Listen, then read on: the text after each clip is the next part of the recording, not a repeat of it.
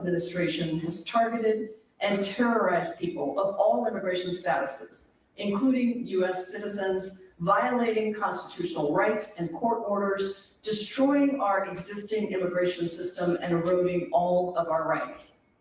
Today is the 6th hearing in that series as we continue our congressional duties on this fact-finding mission at a time of intense trauma and terror for Minnesotans who are being subjected to the lawlessness and violence of ICE and Border Patrol agents. The Minnesota Star Tribune editorial board described it this way, quote, "Battalions of armed federal agents are moving through neighborhoods, transit hubs, malls, and parking lots, and staging near churches, mosques, and schools. Strangers with guns have metastasized in spaces where daily life should be routine and safe. It feels like a military occupation. The occupation of Minnesota by ICE cannot stand. What we are witnessing is the storming of the state by the federal government," end quote. Since December, Donald Trump has surged federal agents to the Twin Cities under the guise of immigration enforcement.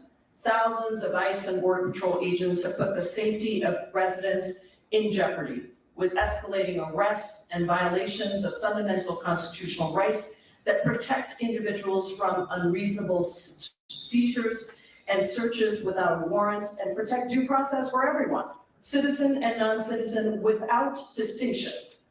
We are seeing horrifying videos of ICE agents battering down people's doors without a warrant, racially profiling people on the street, busting in car windows and trying to intimidate and suppress the First Amendment rights to peacefully protest.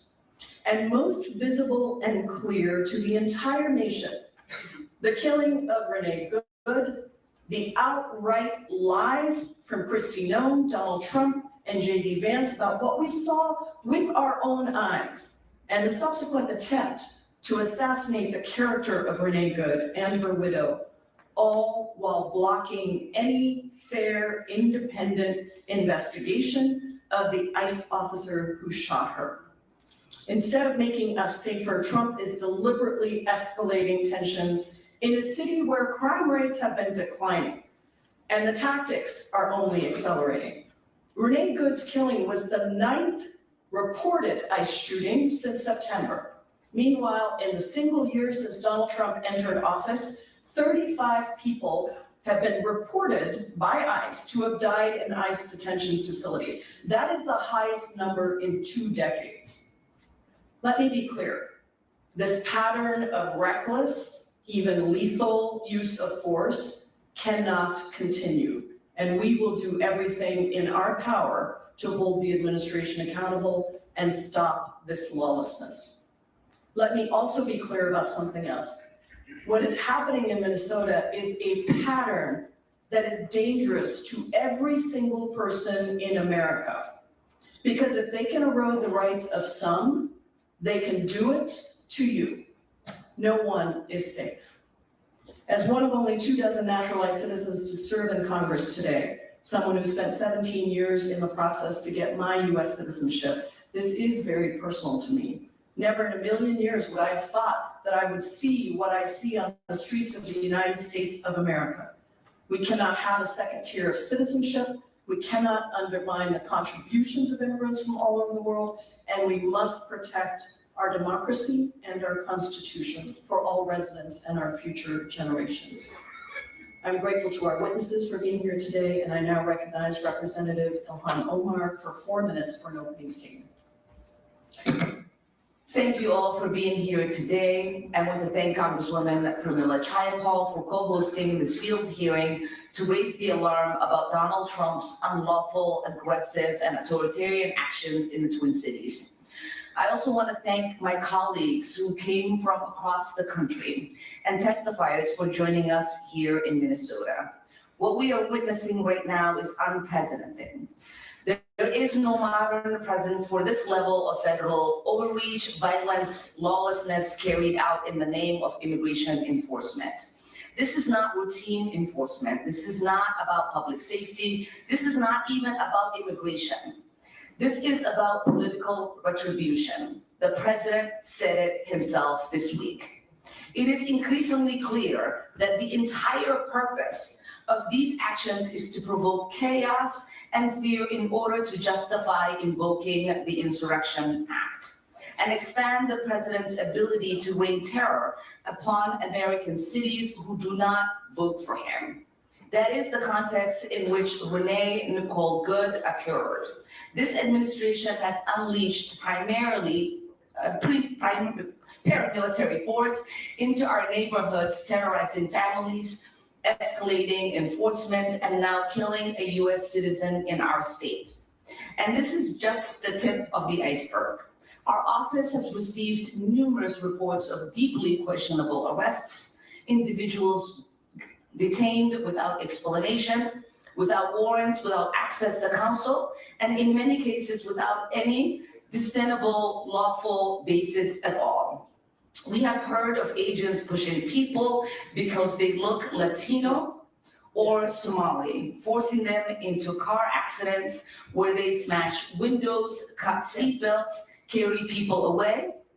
Abandoned cars with broken windows have become a normal sight of daily life in the Twin Cities. Trump claims Operation Metro Surge is about targeting criminals. The reality is even more disturbing. They have deliberately blurred the lines between public safety threats, legal immigration, and US citizens, creating an enforcement campaign so indiscriminate that citizens are being swept up, arrested, and carried away to detention facilities. In Minnesota, dozens of US citizens have been taken into custody and released hours later. We have yet to see charges materialize because in nearly all instances, no federal charges are possible. Similarly, this administration has worked to reduce any semblance of due process, sending people out of state, specifically to prevent access to legal representation, separating them from their family, counsel, and open removal processes for refugees with no legitimate legal basis. This is the behavior of paramilitary force operating outside the bounds of law. This administration has been entirely unresponsive. Families cannot locate loved ones, attorneys cannot find their clients, members of Congress can't get answers about where people are being held. In North Minneapolis, doors have been battered down without judicial warrants, as ICE has conducted door-to-door operations with guns drawn, actions that are neither legal or precedented. People have been indiscriminately shoved in the streets, pushed into oncoming traffic, and nearly hit by buses. Flashbangs, pepper balls, and chemical irritants are used without a second thought. This is not the America we want. This is not the Minnesota we deserve, and we will fight back. Thank you, and I look forward to hearing from our witnesses. Thank you, Representative Omar. I now recognize Representative Betty McCollum for 3 minutes for an opening statement. To my colleagues, well, I guess I get the first microphone that doesn't work. We can make it, we're flexible. Thank you. To my colleagues, I want to give you all a very warm welcome here to Minnesota. Today, you're going to hear what's been happening in our state. The Trump administration is abusing its power of the federal government to deny people their civil rights and subjecting them to violence. And the killing of Renee Good by an ICE agent is an example. Minnesotans are being racially profiled on a mass level. We are being assaulted in our streets. They are being kidnapped from our communities. Parents are seized in front of their children by masked federal agents. High school students have been thrown to the ground and pepper sprayed on their own school grounds. And it's happening right here, right now. ICE and the Department of Homeland Security must suspend all their actions at once to stop the chaos and the physical danger. The actions of these agents, which are totally unprofessional and illegal, create great harm and fear. Sunday, I saw the fear in young children's eyes and their mothers at a Midway Target when ICE pulled into the parking lot. 1 hour later, I watched as ICE agents drove through the Menards parking lot. because there was no place to stage, they left.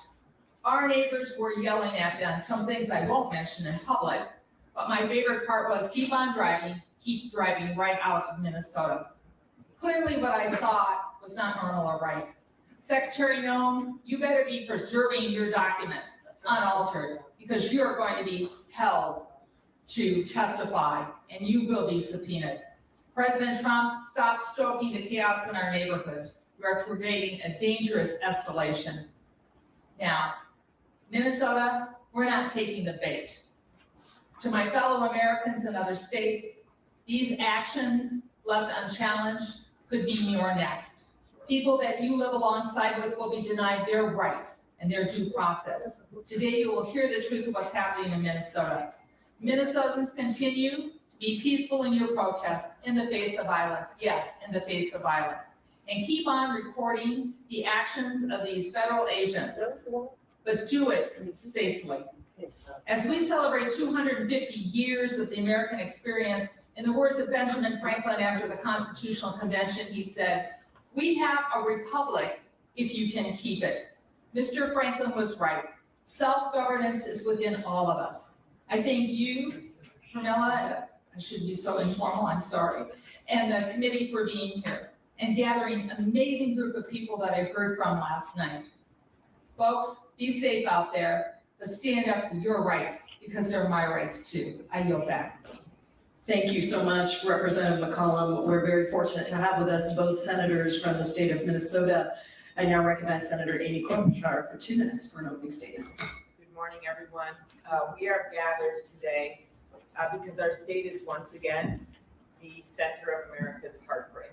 And it means so much, Congresswoman Jayapal and Omar, that you brought this together, that we have people from all over the country to stand with us. And I want to thank our incredible leaders, the 2 mayors, as well as Attorney General Ellison, who's been at the forefront of these legal fights. ICE needs to get off our streets. They are causing confusion, chaos, and fear. They are literally chasing DoorDash delivery people into private homes where there are children. They are chasing down legal citizens in parking lots and wrestling them down, as the Congresswoman just noted, in front of Menards and in Targets. But instead of de-escalating the situation, the administration has doubled down. People are saying, look at my passport, look at my passport. Legal workers at our airport, Native Americans are being targeted on the way to their jobs. I recently met with principals in city and suburban schools in Minnesota, and they told me the horror stories of little kids scared, teachers being wrestled down in front of them in their school parking lot, graduates being stopped.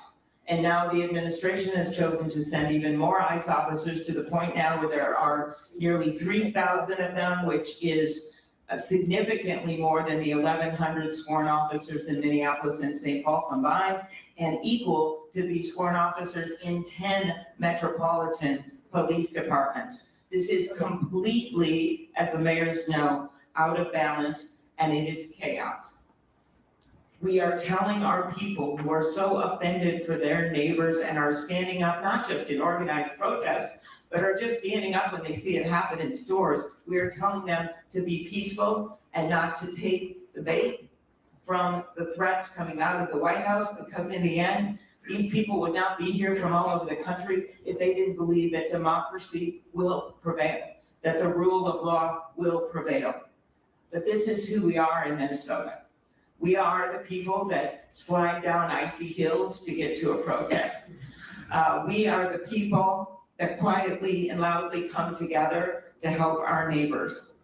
We are the people, in the words of Renee Good's wife, Becca, lost the love of her life, a mom of 3, who said that we must reject hate and embrace compassion.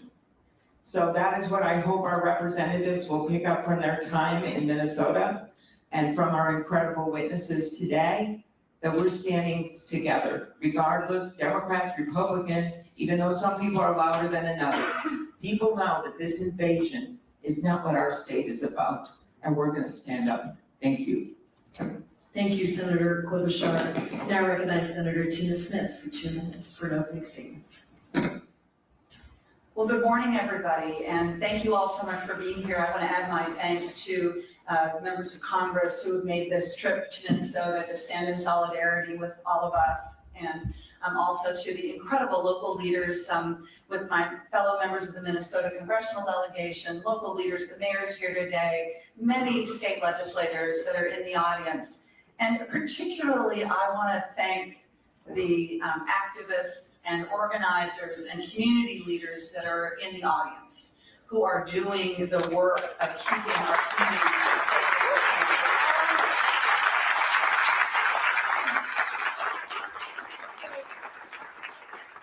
President Trump's illegal deportation campaign is leaving Minnesotans and Americans detained, arrested, injured, and killed, all the while trampling on our basic civil rights and due process. It is making us all less safe, it is dangerous, and it must stop. Renee Good, a United States citizen, a wife and a mother, was shot and killed by federal agents in broad daylight in the middle of a Minneapolis street. The federal government, within hours, labeled her as a domestic terrorist before they even knew her name, and are clearly attempting to cover up what happened. And in Minnesota today, people are literally calling 911 because they need protection from federal agents that are threatening their safety and their security. ICE agents are blatantly profiling Black and brown and Asian people and Native Americans. And this is happening not just in Minneapolis and St. Paul, but in suburbs and small towns and communities all over Minnesota. Now, many of these agents are clearly poorly trained, which puts us all in danger, but they are also hostile and emboldened because they have been told, starting with the vice president, that they have 100% immunity. And as a result, people are getting hurt and even killed. And of course, just yesterday, the president literally threatened to invoke the Insurrection Act, which amounts to declaring war on the state of Minnesota. I am so grateful to all of you here today who are going to help us tell this story, not only to Minnesota, but to the country, because we know that most Americans do not support this blatant illegal activity. And the more they hear about what is happening, the more they will add their voices to the powerful resistance that we are seeing here in Minnesota. And that is the way that we will win this important fight. Thank you so much, everyone. Thank you so much, Senator Smith. We are fortunate to be joined with 2 members of our House Democratic leadership. Ted Lieu, Vice Chair of the House Democratic Caucus, is here, and I now recognize House Democratic Caucus Whip Katherine Clark for an opening statement for 2 minutes. Thank you so much, and I am so pleased to be here. So pleased to be here. Thank you, Congresswoman Jayapal, for bringing us together today. And thank you to Congresswoman Omar and McCollum for hosting us in the Twin Cities. To Mayor Fry, to Mayor Herb, and to Attorney General Ellison and all of the witnesses, thank you for taking the time to be here while your community and state is under siege, grieving, and weighed down by injustice. The sheer number of colleagues that we have in attendance underscores how deeply the pain of Minnesota is felt across the entire country. And it reflects what the American people understand about this moment, that if this terror can be ordered on the people of Minnesota, it can be directed on any of us. If the sovereignty of this state, its local police and prosecutors can be threatened by the untrained recruits that Kristi Noem has fashioned into a mass paramilitary force, then none of us have true security. And if the shooting of Renee Good can be deemed justified without investigation, then we know all of our freedom is threatened. I want to thank the people of Minnesota for their resolve and grit, for their courage, and for turning towards each other in love instead of turning away in fear. You are setting a model for how we respond with strength and community. And to our witnesses, we thank you for speaking out and sharing your stories. Your courage inspires us, and we will be taking your voices to all of our work that lies ahead in these perilous days. Thank you again, Congresswoman, for pulling us together and for being here. I am so grateful to be part of this important and urgent discussion, and I yield back. Thank you so much, Whip Clark. For those of you who are looking to use Wi-Fi, you can use Ledge public Wi-Fi, and there's no password.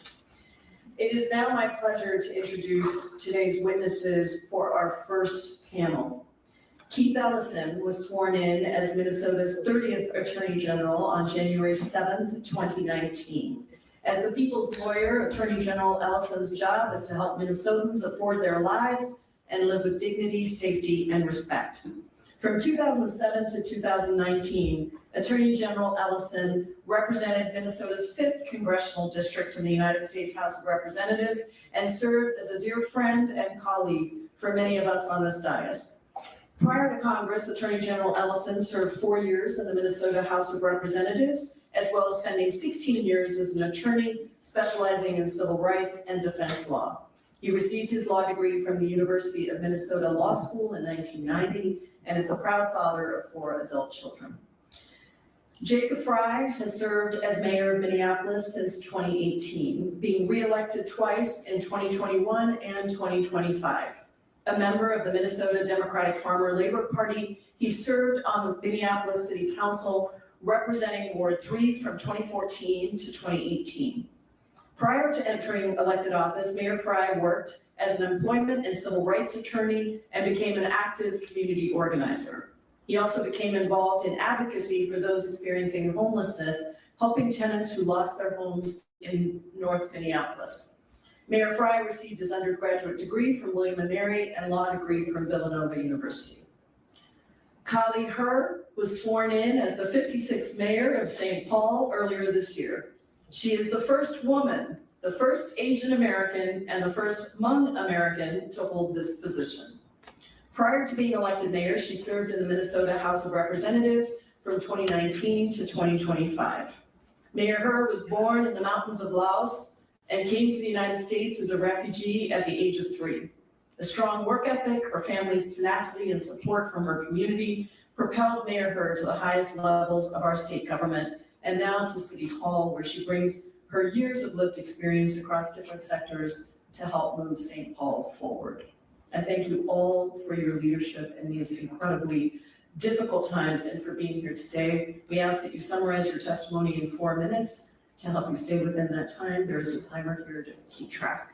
Attorney General Ellison, you may begin. Thank you very much, Congressman Jayapal. And words simply cannot embrace and capture how grateful we are for all of you to be here, to bear witness and to be present to what is happening in our beloved state of Minnesota right now. Your presence here is incredibly important and impactful, shining a light on what is the single most unjust thing I've ever seen happen to our state of Minnesota. The Trump administration's decision to target Minnesota and the Twin Cities, flooding our streets with thousands of federal immigration agents, is not about public safety. It's not about fraud. It's not even about immigration enforcement. It is because, in the words of Donald Trump, he believes that he won our state 3 times, but he did not win it in the election. I'm quoting him. He's the one who said these words, not me. In fact, when he said what he said, it was so incredible that I had to replay it a few times to make sure that I heard that this was about vindictiveness and an election loss, not anything to do with any legitimate public interest. And you've heard already from the very accurate descriptions from our congressional presenters that we've seen attacks on high schools, over 3,000 agent surge, warrantless searches, killings, shootings, and none of this has done anything to help Minnesota. In fact, it has hurt Minnesota. In fact, it has diminished economic activity in our state, deprived schools, children from education, created barriers for public life, and has expanded costs on our state. You'll hear from both of our mayors how both of them are dealing with increased costs for overtime. I'll leave that to them to describe.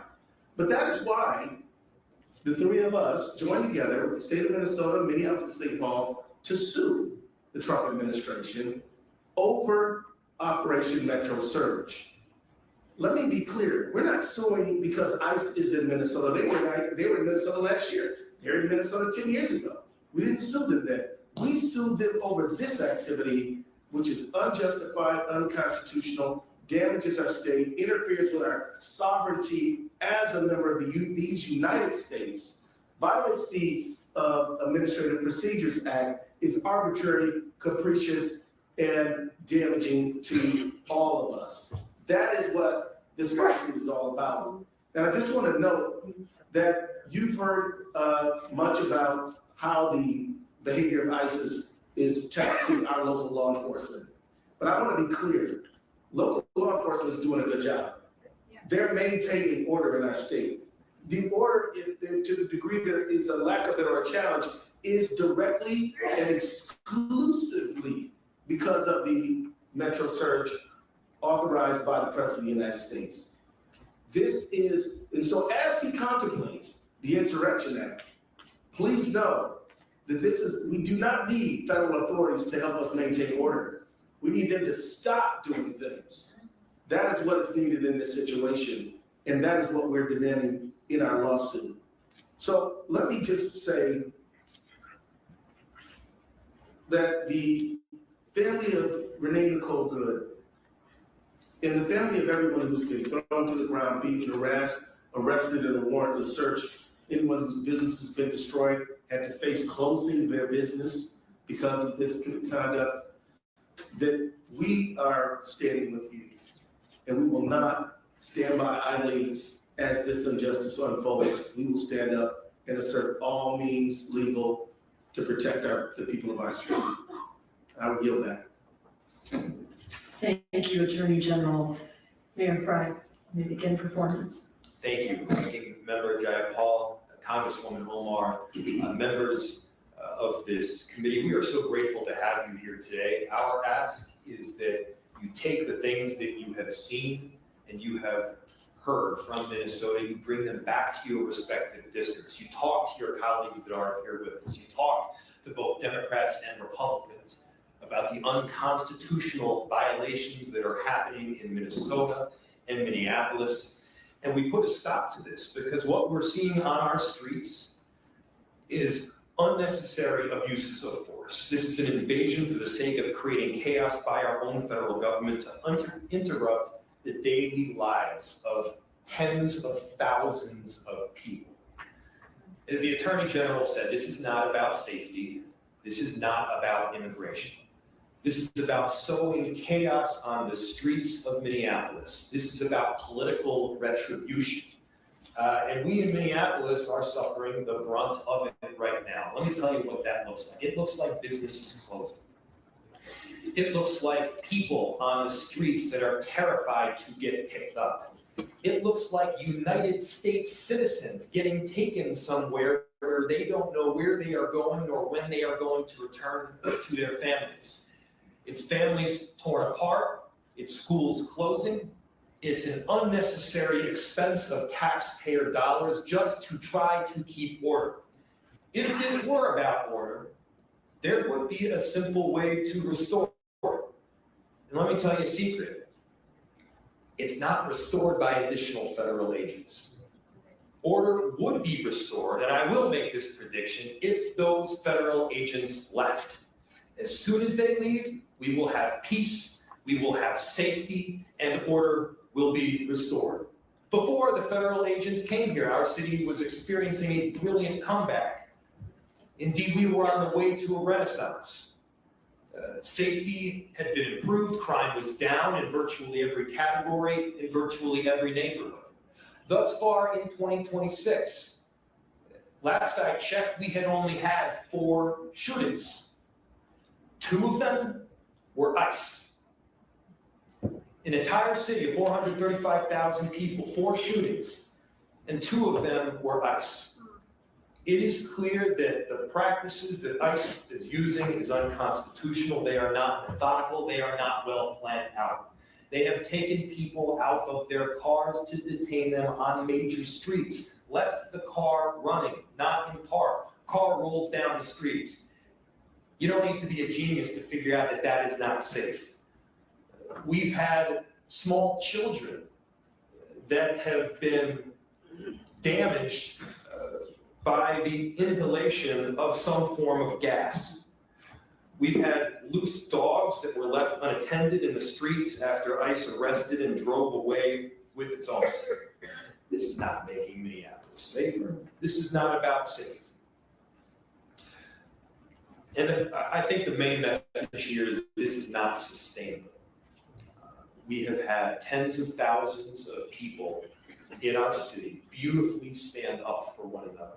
They've showed this entire country who we are, how you love your neighbor, how you make a commitment to the greater good in society. And we have seen consistent unconstitutional practice by ICE discriminating only on the basis of are you Latino, are you Somali, and then indiscriminate pickups thereafter. People are walking around on the street with their passports. That's not American. That's the furthest thing from it. Please take back to your respective constituencies and your colleagues the message of if you love your own community, do not let this happen in ours. Thank you, Mayor Fry. Mayor Hurd, recognized for 4 minutes.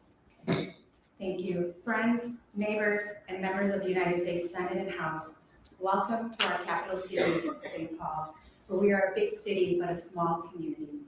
I sit before you today, a newly sworn-in mayor of a city under siege by the federal government. Right now, federal law enforcement officers far outnumber local law enforcement officers in Minneapolis and St. Paul. The tragic effect of this occupation are rippling far and wide throughout our communities. Beyond the immediate and tragic human toll of rounding up our residents based on what they look and sound like, the economic impacts on our city are far-reaching and likely unquantifiable in the near term. St. Paul Public Schools need to close so that they can offer remote learning for students so that they can feel safe in their learning. We've received reports of federal law enforcement officers going door to door asking people where the Asian people live, right in our very own city. I myself have received advice to carry my passport with me because that they may try to target me based on what I look like as well. Our immigrant, refugee, and communities of color are hurting. I've been meeting with immigrant business owners to develop plans to throw them a lifeline and help them stay afloat. I've heard from them that some of their sales have dropped 60% if they're even able to stay open at all. They are relying on community networks and volunteers to secure their entrances and monitor their parking lots. It is draining their resources and ours. Our law enforcement officers are responding to incidents across our city in which residents are feeling threatened and having their rights violated. Car accidents caused by ICE agents, leaving physical injuries and hazards on our roadways. They have fired shots in our streets, and we've heard from citizens who were held in detention centers in a U.S. citizen section. Our residents are scared and confused by the number of agents in uniforms bearing the words police that do not behave or treat residents the way St. Paul police officers do. It is undermining the trust within our officers. If this were about safety, federal agents would be going after people who are truly a threat to our community. Instead, they are casting a wide net, scooping up residents who enrich our community, contribute to our economy, and make up the fabric of our cities and state, producing vibrancy for our communities. We are ground zero for Trump's war in America, a war on our democracy, on our freedoms, on our rights as Americans. It is in our backyard today, and it is only a matter of time before it is in yours. As congressional colleagues at the highest level of our federal government, we need you to act, to speak out, to elevate stories on what is happening to our residents. I was with my parents last night for an hour talking to them, and they told me they hadn't opened their blinds in days. They were afraid that their neighbors would tell them that that house was an Asian house. That my parents had both moved all of their hospital visits, their doctor's visits to remote or to virtual because they're afraid to leave their home. That is the America that we are living in right now, where people cannot access food, they cannot access healthcare, they cannot access their basic needs because of the terror, because our cities are under siege. We need your help, whatever it may be. We are standing united and strong, but we need immediate relief for our cities. Thank you so much for being here, and thank you so much for lifting up what is happening in our city and our state. I yield back my time. Thank you so much, Mayor Herr, and thank you all for your incredible strength and leadership. We appreciate you being here, and we'll excuse you to go back to all the things I know are before you.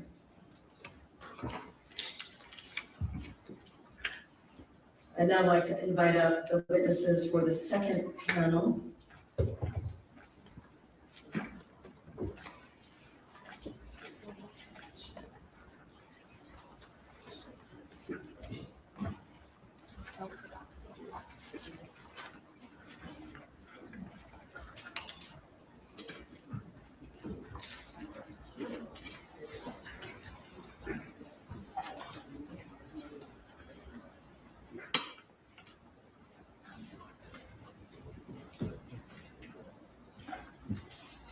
I now recognize Representative Omar to introduce our second panel of witnesses.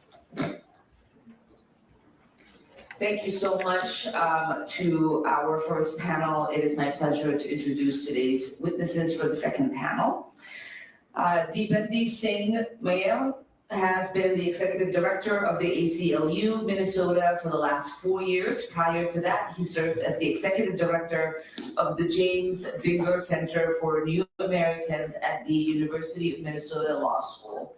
Prior to that, he served as the director of the Refugee and Immigration Program at the Advocates for Human Rights in Minneapolis, where he directed the organization's legal services program that provided representation to asylum seekers at all levels of litigation, including before the Supreme Court. Mr. Mayal led its National Assembly project, which supported pro bono attorneys representing asylum seekers throughout the United States. A graduate of the Brooklyn Law School, Mayor has spent his career working for vulnerable populations. Patty is a 26-year-old U.S. citizen who has lived in South Minneapolis for 14 years, originally from St. Louis Park, Minnesota, who's here today to testify about her experience of being forcefully taken by ICE and what she had witnessed inside the Bishop Henry Whipple Federal Building, where Minnesotans are being held in dehumanizing conditions. Mubashir is a resident of Minneapolis and a U.S. citizen whose family came to the United States as refugees, and he grew up in this country. He works as a manager at a mental health services provider in the Cedar Riverside neighborhood of Minneapolis. He's here today to describe his interactions with the Department of Homeland Security. Amelia Gonzalez Avalos is an immigrant from Mexico City raised in Minnesota. She leads Unidos Minnesota, where she helped grow a small student collective into the state's largest multi-racial, multi-generational, women-led, BIPOC majority organization in the state. Unidos Minnesota builds power across race, income, age, and zip codes, cultivating leadership, belonging, and agencies. Unidos Minnesota drives people-powered policy agenda, shifts culture, and creates durable community power that delivers tangible improvements for working families across Minnesota. Jaylani Hussein is the executive director of the Minnesota chapter of Council on American Islamic Relations, where he has worked for the last 11 years. Mr. Hussein works to challenge Islamophobia, address racial and social inequalities in the state of Minnesota. Since the killing of George Floyd and before, he has worked on addressing both federal and local law enforcement accountability.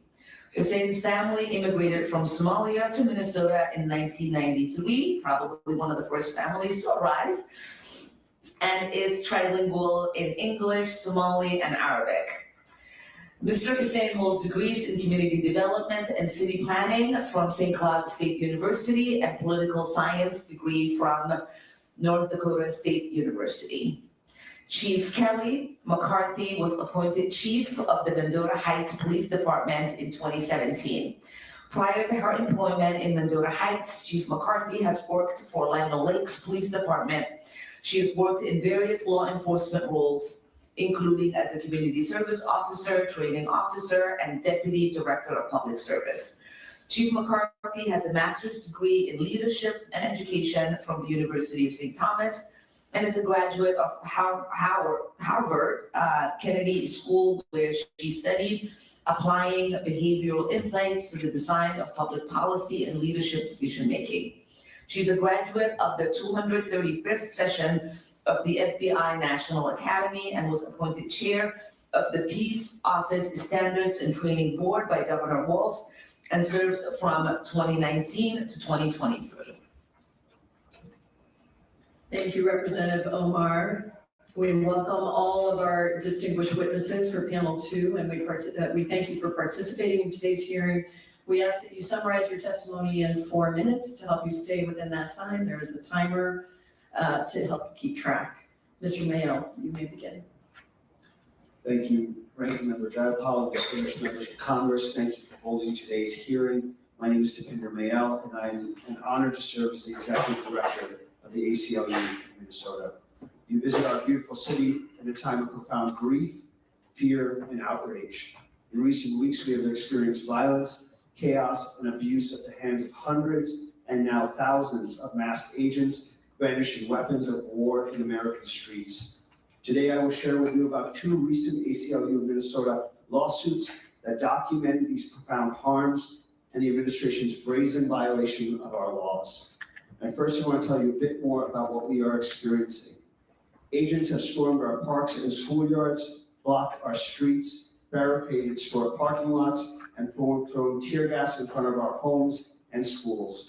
While many Minnesotans are peacefully protesting, many others are afraid to leave their homes. Public schools in Minneapolis closed earlier this month after federal agents pepper sprayed, tackled, and handcuffed multiple people at a high school. More than 30% of students were absent from classes this week. Parts of our city are like a ghost town, as the very presence of federal agents make them terrified to go about their daily life. And many immigrant neighbors have not left their homes in days, avoiding basic activities like buying groceries, picking up prescriptions, or going to work. These federal agents swore an oath to our Constitution, yet they have broken dozens of our laws. As we documented in our lawsuit filed yesterday, Hussein versus No, masked federal agents are violently stopping and arresting countless people based on nothing more than their race and perceived ethnicity in violation of the 4th Amendment and federal law. In Minnesota, the overwhelming majority of Somali, Latino, and Hmong individuals are U.S. citizens, including 95% of Somali Minnesotans. We also have a large Native American population that is being unfairly targeted. Because of the dragnet tactics, American citizens are being swept up and wrongfully arrested. One such citizen is Mubashir Khalif Hussein, who you will hear from shortly. When he was walking to lunch, when an unmarked SUV approached him, a man wearing a ski mask and a police vest who refused to identify himself pushed him into a restaurant.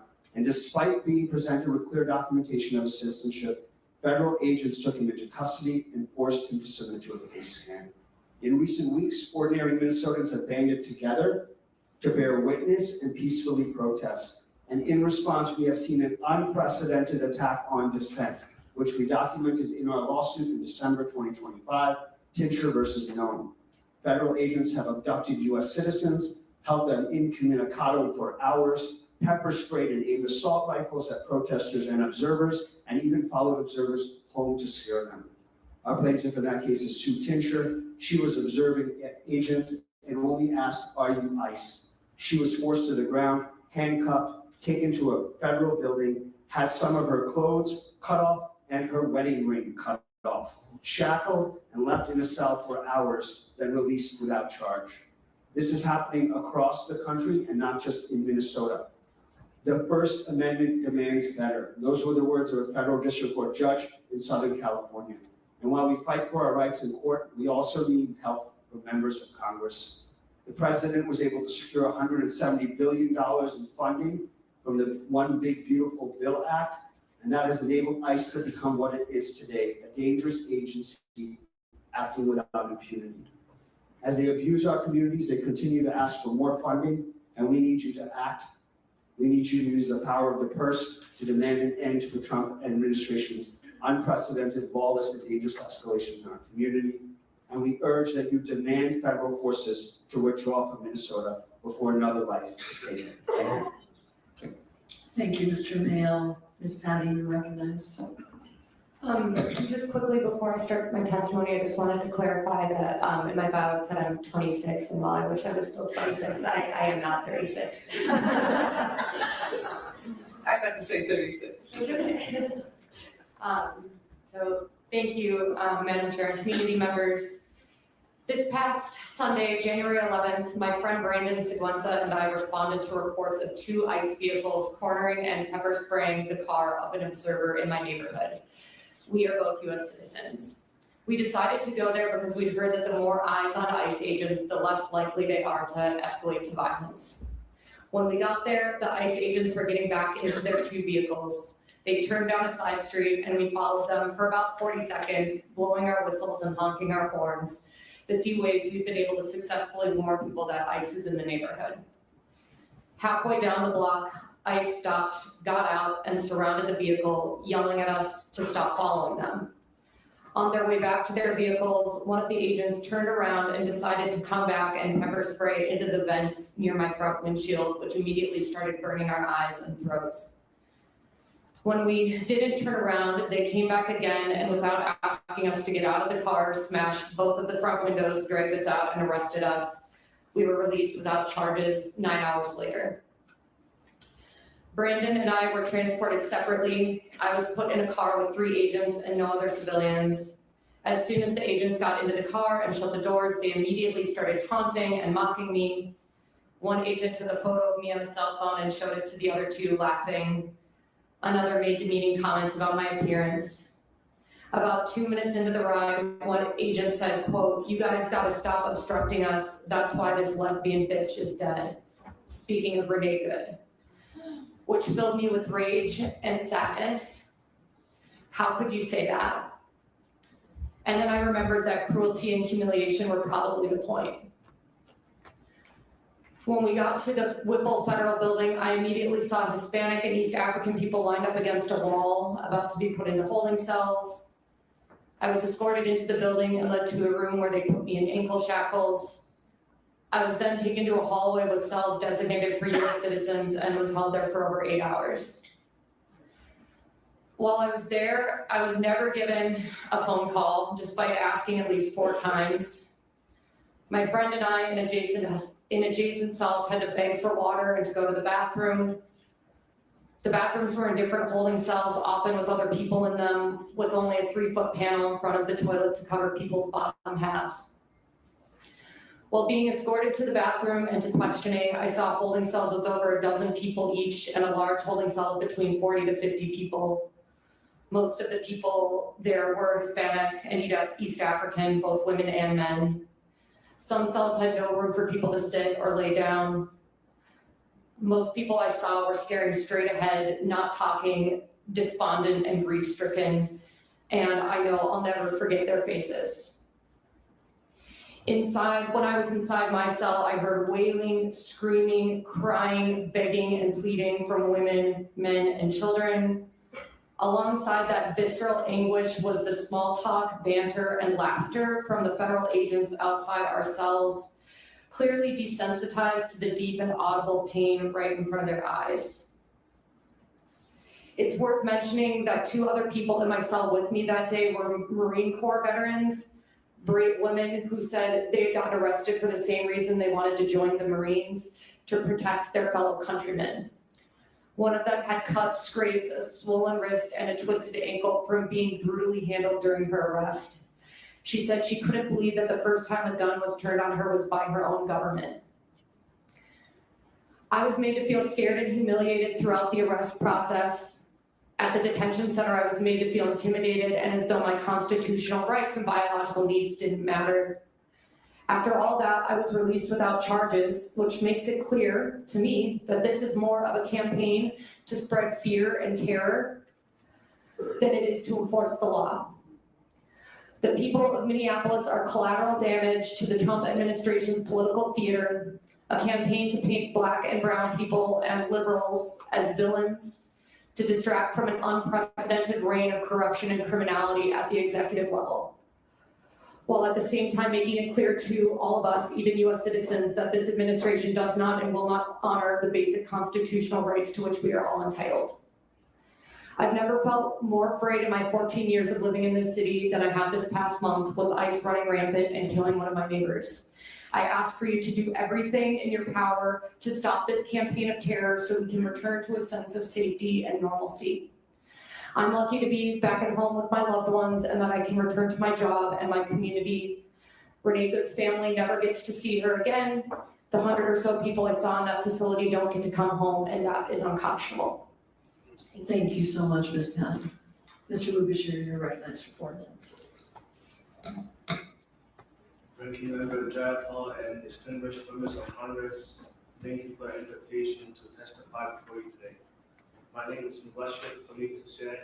I am a 20-year-old US citizen. My family is Somali, and when I was 6 or 7 years old, my family arrived in the United States as refugees from Ethiopia. 8 months after arriving in the United States, we moved to Minnesota. I became a naturalized citizen in 2019 along with my parents and my siblings. But my citizenship did not protect me from being physically detained and hurt by ICE agents. On December 10, 2025, I was at work in the Cedar Riverside neighborhood. Around 1 p.m., I heard a commotion and what sounded like whistles and horns. When I looked out the window, I saw what I assumed were ICE agents on the street. I did not want to be confronted by ICE, so I waited 20 or 30 minutes until the sounds died down before taking my lunch break. As I exited the building, I paused to speak with someone on the street about what had happened earlier. That was when I noticed an unmarked 10 SUV approaching us. A man wearing a ski mask and a police collar vest exited the vehicle and quickly walked towards me. The man did not say stop or identify himself. I turned to walk away, hoping he would leave me alone. The man quickened his pace, grabbed me forcefully, and pushed me into a restaurant, and asked, "Why are you running from me?" I was not running. I was just walking away because I did not want to talk to him. I knew that ICE agents had been targeting people that looked like me. I immediately started repeating over and over again, "I'm a citizen, I'm a citizen, I'm a citizen." But the agent did not stop to look at my ID. As second ICE agent entered the restaurant, they dragged me outside and put me into a headlock on the ground. I repeated, "I'm a citizen, I have an ID." The agent kept saying, "That don't matter, that don't matter." They put me in the back of an SUV. While I was sitting in the back of the SUV, my boss came out with a copy of my passport card.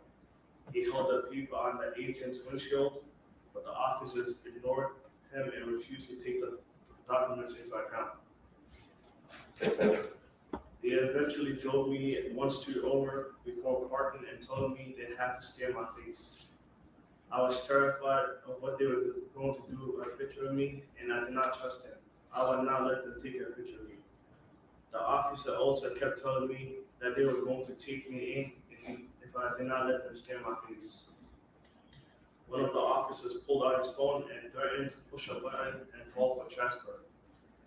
At that point, there were 3 ICE agents with me in the car. My back hurt from when I was put in a headlock on the ground, and the handcuffs were extremely tight on my wrist. Each time I asked the agent, "Can you please loosen the handcuffs?" he would squeeze my hands.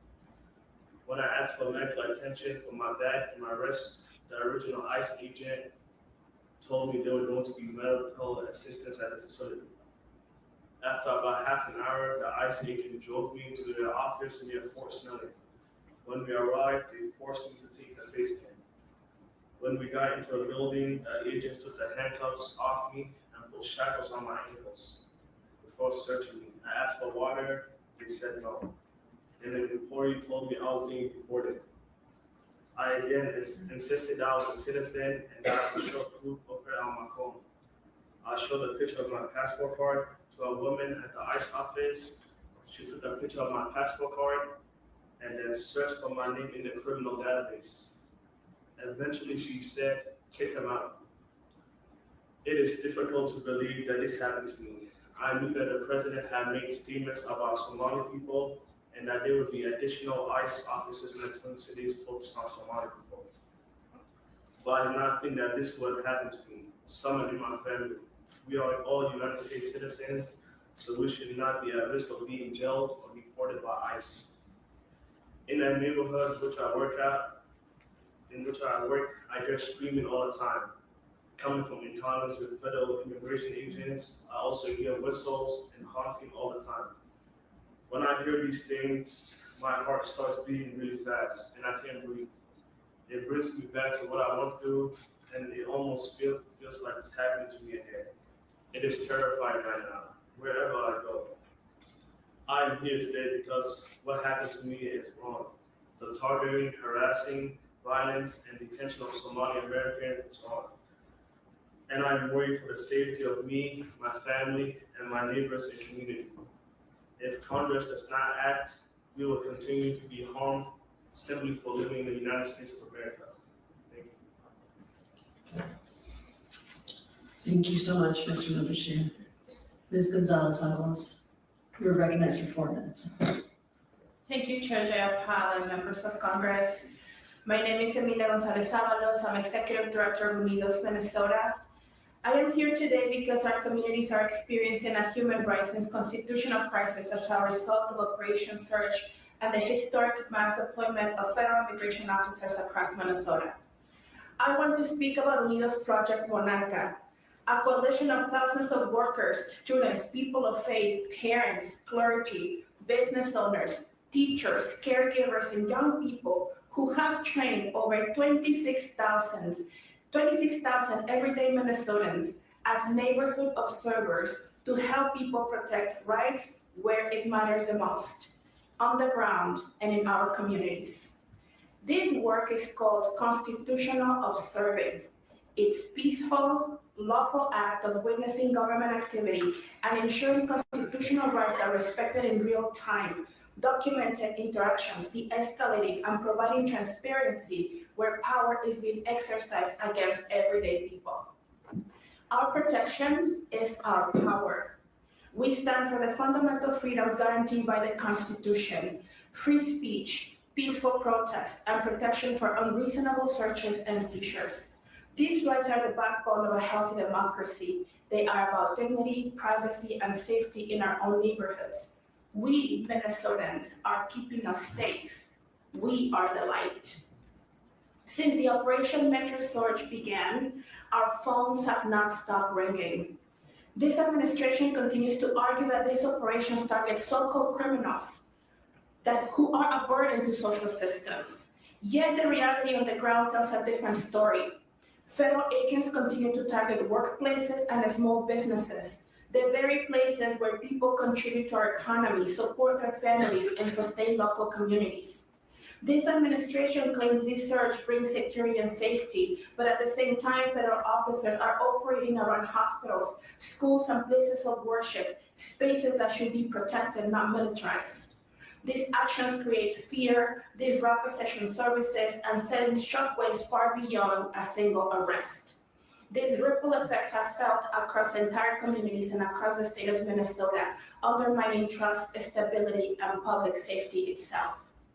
We get calls from families whose relatives are predominantly workers with no criminal convictions, were picked up on their way to work while dropping children off to school or simply taking out the trash. We get calls from parents who spend hours waiting for their spouse to come home, only to realize something is wrong and they don't know where to turn. We hear from families and attorneys who have searched for hours for their loved ones. We hear how children as young as 4 years old have been detained and how families are unable to find them in the federal tracking system for hours and days at a time. We hear warehouses in Minnesota suburbs where people are questioned and processed in the dark without transparency and without clear access to legal counsel. Not only that, the ACLU enforcement complaint form has become the most shared resource among our operators and constitutional observers. It is shared because people are witnessing violations they believe must be documented and reported. As this operation intensifies, so have attacks of those who are simply watching. Trained observers, peaceful, identifiable, and acting within the law have been followed, ordered to stop filming, pushed off sidewalks and roads, violently treated and threatened with arrest. Some have been violently detained for doing nothing more than exercising their First Amendment rights. When the government treats observers as interference, when witnesses are intimidated, and when cameras are treated as threats, constitutional erosion is no longer theoretical. It is happening in real time. On January 7, 2026, a mass agent shot and killed our neighbor, 37-year-old Renee Nicole Good, a U.S. citizen and a Minneapolis resident, a moment that sparked grief, outrage, and widespread protest.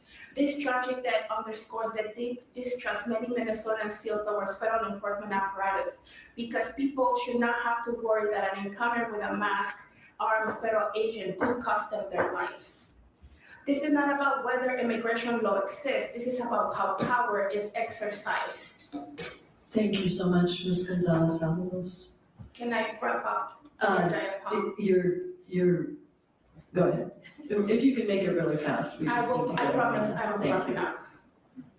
This scale and tactics of Operation Metro Surge have destabilized neighborhoods, separated families, undermined local authorities, and eroded public trust. Communities are not safer, and Minnesota should not be a testing ground for unchecked federal force. I offer this testimony with the awareness of the risk of federal retaliation to myself, my family, our members, and constitutional observers, and our workplace, precisely because we have chosen to bring this information into the public record and to exercise the First Amendment rights that are fundamental to our democracy. We need eyes out of Minnesota until our constitutional compliance, transparency, and accountability are restored. Congress must reassert its oversight role, freeze their funds, help prosecute Agent Ross, and all agents acting outside the law, and make clear that enforcement goals never justify the suspension of constitutional rights. Our democracy depends on a high-functioning civilian participation and the rule of law, and the rule of law depends on accountability to power. Thank you very much, Chair Jayapal. Thank you, Ms. Gonzalez-Avalos. Appreciate you. Mr. Hussein, you're recognized for 4 minutes. Thank you, Congresswoman Jayapal. To the members who are here today, visiting us and standing with us, I want to just say deeply thank you. Thank you for being here today. Thank you for choosing to stand with us. And thank you for bringing the spirit, the warmth of your districts with us today.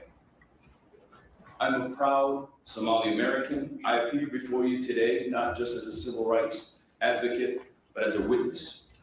I'm here to testify to a sustained pattern of organized disinformation and targeted harassment against the Somali American community. What I'm describing is a familiar American story. It has been updated to the digital age, but it remains rooted in long-standing systemic racial fear. Since 2025 election, we have witnessed and documented an organized, coordinated hate targeting Somali Americans, marked by nearly identical language, appearing across multiple online platforms within a compressed time frame. This activity originated and organized in MAGA online spaces, was designed, manufactured, fear to dehumanize an entire community. President Trump amplified and legitimized those narratives on social media, culminating in Christmas Day statements referring to Somali Americans as garbage. Words from the President of the United States are not symbolic. They authorize behavior. They normalize harassment. They escalate threats, and they lower the barrier to violence. Somali Americans sit in an intersection of multiple marginalized identities. We are Black, we're immigrants, and we're Muslim. As a result, our community has been scapegoated through sweeping narratives that criminalize our entire community based on identity rather than evidence. This reflects a broad institutional pattern that has targeted Black and immigrant communities for generations, from segregation, redlining, surveillance programs, travel bans, and voter suppression. In fact, today, if you look at the travel ban, 24 out of the 54 African nations have a travel restriction. Don't tell me that President Trump does not hate Black people.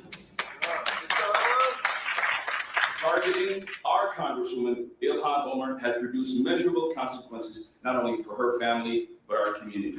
Coinciding with increased attacks against mosques, today Minnesota leads the nation in reported mosque attacks. This escalation is not isolated, it's connected. At the same time, these narratives have been used to expand the federal enforcement against our community in our state. Somali Americans have been living in Minnesota for nearly 30 years. And yes, I was one of the first ones that came. And the water was just fine in Minnesota. We told the rest of the people to come down. Our children represent the United States in Olympics. My community, we are health workers, drivers, teachers, laborers, entrepreneurs, engineers, public servants. In fact, at the lowest number that ICE knows, 95% of our community are either lawful residents or US citizens. In fact, 51% of our population are born here. Somali Americans do not belong here because of our economic productivity. We belong here because we are Americans.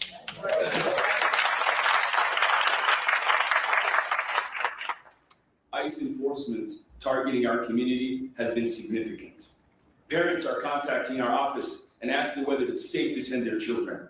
Elders are asking and carrying immigration documents simply to go to their mosque to practice their faith. Businesses are closing across our state. Refugees who fled war, who would have been vetted, are now being swept in the past few days. This is not about public safety. This is about community destabilization. Former FBI whistleblower Terry Aubrey warned us years ago about institutional bias directing Somali Americans within federal law enforcement here. Those warnings have been ignored. The consequences are now visible. They came for the Somalis, but they got all of us. Today, Renee Good is murdered. She was not a Somali American. She was not an immigrant. But she stood up, she bore the witness, and paid the price. Her death is a warning of the unchecked enforcement of dehumanization that needs to stop. Dr. King warned us, injustice left unchecked spreads. And that is why we are asking all of you today as Congress to act. Do your job. Stand up for the Constitution and the American people. Our lives depend on it. Our nation depends on it. And the world depends on it. Thank you, Mr. Hussain. Chief McCarthy, you're recognized for 4 minutes. Thank you, Mayor, and thank you to everybody for allowing me to participate in this discussion. And while I believe that we should keep the members of our communities who have been personally and negatively impacted by Operation Metro Surge at the center of our conversation and efforts, I've been asked here today to share my perspective regarding the activities of ICE expedited removal. Chief, would you hold that mic just a little bit closer so we can hear you? Thank you. My perspective regarding the activities of ICE expedited removal teams and their impacts on local public safety. The Department of Homeland Security plays a vital role in ensuring our national security at its highest level. Homeland Security investigators are valuable partners and can collaborate with many local police departments, including the Mendota Heights Police Department. We work together enforcing violations of the criminal code to reduce the physical and economic harm to the people of Minnesota. And while we may support the mission of the Homeland Security, the tactics currently being employed by the teams in Minnesota are having a profoundly detrimental effect on the safety and security of our communities and in the relationship between local police departments and the people that we serve. Our officers are prohibited by law and policy from assisting in civil immigration enforcement conducted by ICE, and they're equally prohibited from interfering with or obstructing federal agents carrying out their duties. Recently, we had an officer who was waved down by a motorist on a busy street. By the time the officer was in position to contact the driver, ICE agents pulled up and began ordering the driver from the vehicle. Per our policy, our officer did not assist or obstruct, but it gave the impression that the officer was working with ICE, and it has led to anger and confusion from our community and from the officer involved. ICE agents have not communicated with our agency when operating in our city. Often, our officers only learn of ICE activity when fielding questions regarding masked, armed men removing people from public places, leading everyone to be afraid and frustrated by the lack of information. Neighboring agencies have spent considerable time and resources on possible kidnapping calls, only to learn days later that it was ICE enforcement action.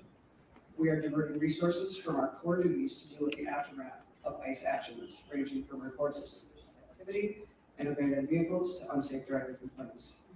I and other officers watch anxiously as we see Minneapolis police officers standing between frightened community members and armed federal personnel, absorbing public anger, fear, and confusion for actions they did not initiate and cannot control. Local police officers are in a no-win situation, being called upon to de-escalate volatile situations without the tools, information, or authority required to do so effectively. Since 2020, we've made major reforms in policing to ensure professional conduct, enhance high level of training, transparency, and accountability throughout all the departments in the state of Minnesota. Our efforts to regain public trust after the murder of George Floyd are being eroded as a direct result of Operation Metro Surge. Individuals who support the activity of ICE are angry with us for not doing more to assist the agents, while individuals who do not support the activities are angry with us for not doing more to hinder their operations. Again, I am no way wanting to shift the conversation from the real harm being done to members of our community to the challenges that us police officers face. But we have to acknowledge that the tactics being used by some ICE agents during Operation Metro Surge are reducing the public's trust in local police, making the job of our cops harder and making us all less safe. Thank you, Chief McCarthy. Mr. Klobuchar has left because he's not taking questions, so I'm gonna ask you to move over so you can have a full seat at the table there. And we are now going to proceed under the 4-minute rule with questions. I'll give the chief just a minute to reseat.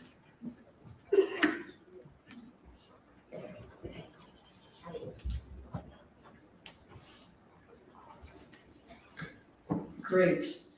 We will now proceed under the 4-minute rule with questions. I'll begin by recognizing myself for 4 minutes. Ms. Patty, I want to start with you. I'm so sorry for what you experienced. I'm so grateful for the work that you're doing. I've watched you speak a number of times, and I noticed that you always lift up the experience of those that were with you at the detention center, and I really appreciate that.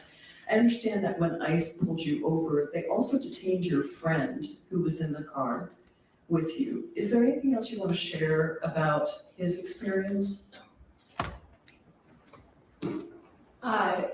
Yes, thank you, Madam Chair. My friend Brandon, who was along with me, he is a half Mexican ethnicity, has a Hispanic last name. I think the most kind of standout experience that he had in the detention center was he was taken into another cell by 3 Homeland Security investigation agents who offered him, they offered him a Coke and candy and were wanting to talk with him and kind of insinuated through their language, like, you seem to be in some real trouble here and we can help you out. And then proceeded to offer him money or legal support for any undocumented family members he may have, or like legal support if he had any family members who wanted to get into the country, in exchange for names of other undocumented people that he might know or names of protest organizers. There was another Hispanic man in his cell with him who was offered the same deal. They both said no, but that was a pretty wild experience that he had Thank you for sharing that. It's outrageous, and we've had this happen in our country's history at different times. And I just think it's very important that we understand what tactics these agents are using. Mr. Mayel, you spoke about, how the Department of Homeland Security is violating the constitutional rights of people in Minnesota. Just this week, I played that video of the ICE agents with battering rams battering down the door of an individual without a judicial warrant, and I demanded whether any of my Republican colleagues on the other side would defend that behavior, that violation. I want to ask you about this. How the rights are conferred by the First and Fourth Amendment of the United States apply to all people, citizen and non-citizen, regardless of immigration status, and how what you've seen from DHS is violating those rights? You have about 50 seconds. Thank you, Ranking Member. So I'll say, Congress has already put strict limits on ICE and Border Patrol's ability to make arrests without warrants. And that's a really important note here. Under 8 U.S.C. 1357A2, two conditions must be met before an agent may conduct a warrantless arrest. The agent must have a reason to believe that both the individual is in the U.S. in violation of immigration law and the individual is likely to escape before a warrant can be obtained for his arrest.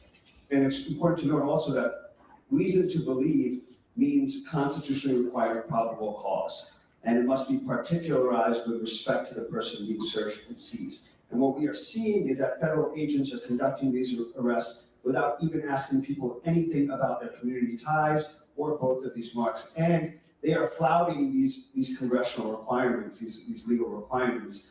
And I'll say, even in their own statements, they are misstating the law. In September 2025, in this post that has not been deleted on DHS's X account, it states that under the Fourth Amendment of the United States Constitution, DHS law enforcement uses reasonable suspicion to make arrests. And that's just a misstatement of the law. It's probable cause. And they repeated it in December and said that DHS law enforcement uses reasonable suspicion to make arrests. Yeah. Thank you so much for clarifying that. My time has expired. I now recognize Representative Omar for 4 minutes of questioning. Thank you, Jayapal. Ms. Patty, as a matter of law, and according to ICE's own policy, ICE could not arrest and detain U.S. citizens. Did they give you a reason for your legal detention, and do you remember what the actual agency that made the arrest was? They said when they arrested us that they were arresting us for obstructing a federal operation, but. And do you know to this day if you've been charged with anything? No, to this day I've not been charged with anything. There were no cars in front of them. We weren't blocking them in. We weren't at an active ICE raid. They also never identified themselves as ICE. It didn't say that on their uniforms. So. Do you recall if you were fully booked? Like fingerprinted, photos taken? We were not fingerprinted, our photos were not taken, no. So just held hostage and then released, essentially? Yeah. Okay. And Mr. Mayel, is there any constitutional way in which these arrests are legally possible by ICE and border agents when it comes to legal residents and citizens? Well, for any arrest, someone can be arrested for unlawful activity, but what we are seeing is far from that. At the sites of some of this activity with observers and protesters, these are chaotic scenes, but we are seeing actions from the government that are escalating, that are violent, that are not disciplined, that are not using any proper rules of engagement. And citizens, observers, protesters, Minnesotans are rightfully upset about what they're seeing. Seeing people murdered, they're seeing people shot at, they're seeing people dragged from their homes and from cars, and they're coming out. And for the most part, what we're seeing is escalation from DHS. Yeah. Thank you. And Chief McCarthy, you know, in Minneapolis, we're seeing arrests being made at gas stations, cars being left behind. The mayor testified to one car being left on as the person was detained, rolling into the street. Is that a normal behavior for law enforcement when they make an arrest? For them to leave vehicles running or to leave vehicles at the site of the arrest? Thank you for the question, ma'am. No, it is not. And why is that? Well, because we are responsible for the welfare and safety of everybody, including the people that we arrest. And people have a right to be secure in their persons and property. Part of that is us securing their property and making sure that it's not subject to another crime such as theft or a traffic issue. Mm-hmm. And do you know any training that would allow local or federal law enforcement to leave these vehicles where they've been left? I can only speak to local or statewide, and no, that is contrary to our training and policy. Mr. Hussein, you heard the testimonies of citizens only holding areas. You spoke to the trauma of being a refugee who comes from a war-torn country. What do you think it is psychologically, this occupation is psychologically doing to people who already hold a lot of trauma? Thank you for that. As we know, Somali Americans are about 98% permanent residents or U.S. citizens. What we are seeing is those U.S. citizens being harassed at work, whether they're driving Uber, whether they're going to work. We also know that people are afraid to go out because being Somali now means you're at risk of being stopped. And that is something that the entire community is sharing. We're seeing our businesses and also our business owners saying that about 70% of their customers are not returned. This is widely impacting our community. But at the same time, I've also seen the resiliency in my community. I've seen just last night meeting with young leaders in Cedar Riverside who are standing up, who are declaring their Americanism and fighting back, and that is also inspiring. I saw the same in St. Cloud, where these young people in the community are waking up to realizing they're learning about their rights, they're executing their rights, and they're standing up. And for the first time, I think for Minnesotans, we are coming together as a state, as a community. Renee Good is a symbol of hope, is a symbol of the countless people that Amelia talked about who are out every single day standing up for their neighbors. And many people across this country do not know how great Minnesota is. And my father always says that we came to a cold place, but we found a place with people with warm hearts, and that is true. And so we are coming together in this moment in such a way. Thank you. Thank you, Representative Omar. And now recognize the Democratic House Whip, Katherine Clark from Massachusetts. Thank you so much, Madam Chairwoman. Ms. Patty, I just wanted to go back because you weren't booked, but you were shackled. Is that correct? Correct, I was put into ankle shackles. And could you just briefly go over again what exactly you were arrested for? You were in your car. Did you ever get out of your car? Ms. Clark, no, we did not get out of our car. We were blowing our whistles. We were honking our horn a bit. So blowing whistles, honking your horn, pretty general First Amendment, low scale activity.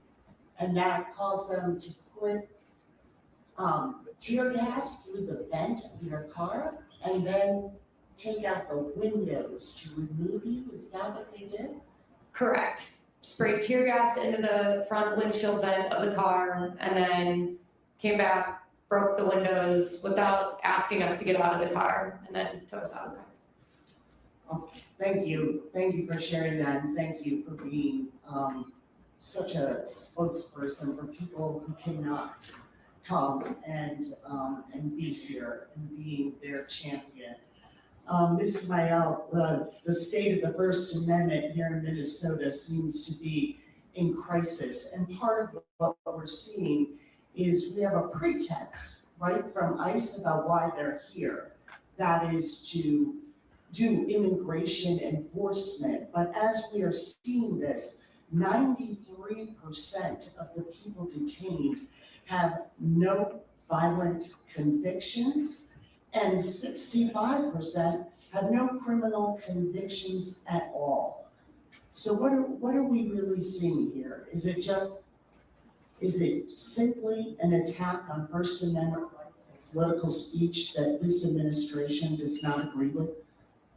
What we are seeing, it's an unprecedented string of unconstitutional activity that affects the First Amendment, the Fourth Amendment, due process, equal protection. All of our rights are at stake here, and it's affecting all of us. So, what their intended purpose is for coming here and what they're doing here are two very different things. And I think everybody is seeing that, the world is seeing that. Particularly for protesters and observers and their First Amendment rights, you are allowed to videotape ICE. You are allowed to tell public officials that you don't like what they're doing. And this is fundamental, basic principles of our American democracy that are being challenged at this point. Thank you. Chief McCarthy, another point of procedure. If someone was injured, shot during an interaction with police, isn't it absolutely fundamental to police training that medical attention will be immediately given to that person? Yes, thank you for the question. And yes, it is our duty to immediately get medical attention for anyone who is injured or saying that they are injured at the site of an arrest. And I did want to ask you briefly about what DHS is not doing.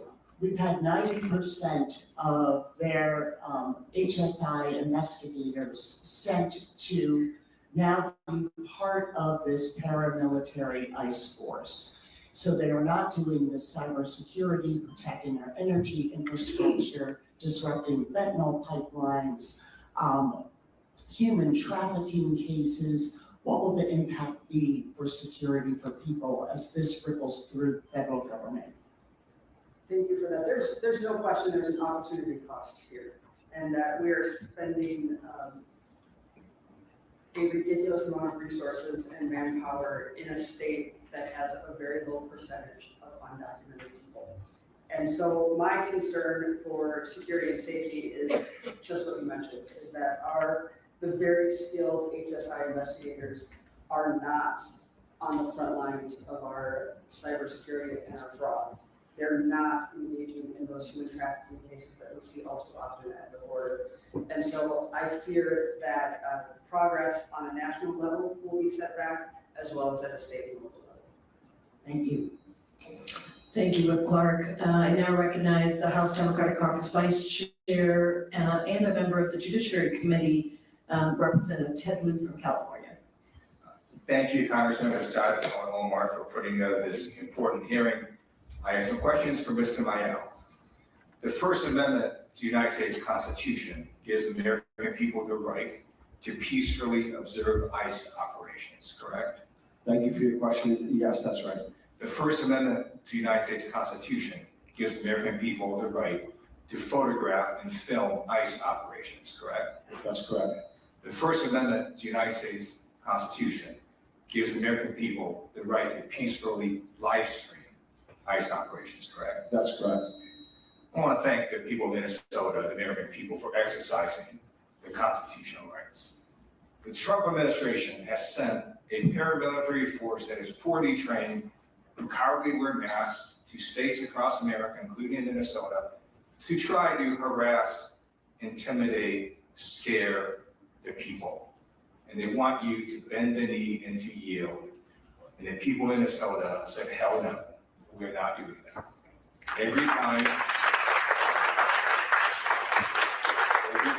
ICE and Border Patrol engage in what appear to be abusive operations, more Minnesotans show up. Every time ICE and Border Patrol engage in what appear to be violations of federal law, more Minnesotans show up. Many of us here were at a meeting with community leaders last night who said over 20,000 Minnesotans have now been trained as legal observers. So Ms. Maya, I want to ask you this question.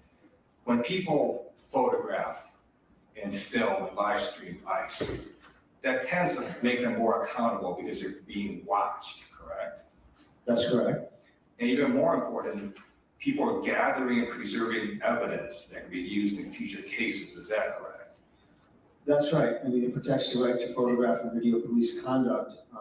And because it's the right to gather information about what public officials do on public property, and because it's about the right to record matters of public interest, which is being protected. I simply want to note that midterm elections are in less than a year. There will be new presidential elections in less than 3 years. The statute of limitations for violations of federal law is 5 years. And while this administration may not hold anyone accountable, I guarantee you a future administration will. Yes. So thank you for not bending the knee, not yielding, and for photographing, witnessing, live streaming ICE and showing what ICE and Border Patrol are doing so American people can see this. And now I want to just give some words of hope, and I fully understand what I'm about to say is of little comfort to people who have already been unlawfully detained, abused, and injured by ICE and Border Patrol. But you need to know the Trump administration has already lost. Abraham Lincoln said public sentiment is everything. With it, nothing can fail. Without it, nothing can succeed. The Trump administration has lost the public's sentiment on ICE and Border Patrol and immigration. Multiple polls confirm this. According to a Navigator poll recently put out, 57% of American people now view ICE unfavorably. Only 37% support, 20 points underwater. A CNN poll came out showing that 51% of American people believe ICE operations are making cities less safe. Only 31% believe ICE is making cities more safe, 20 points underwater. And an AP poll came out showing 61% of American people now disapprove of Trump's immigration policies.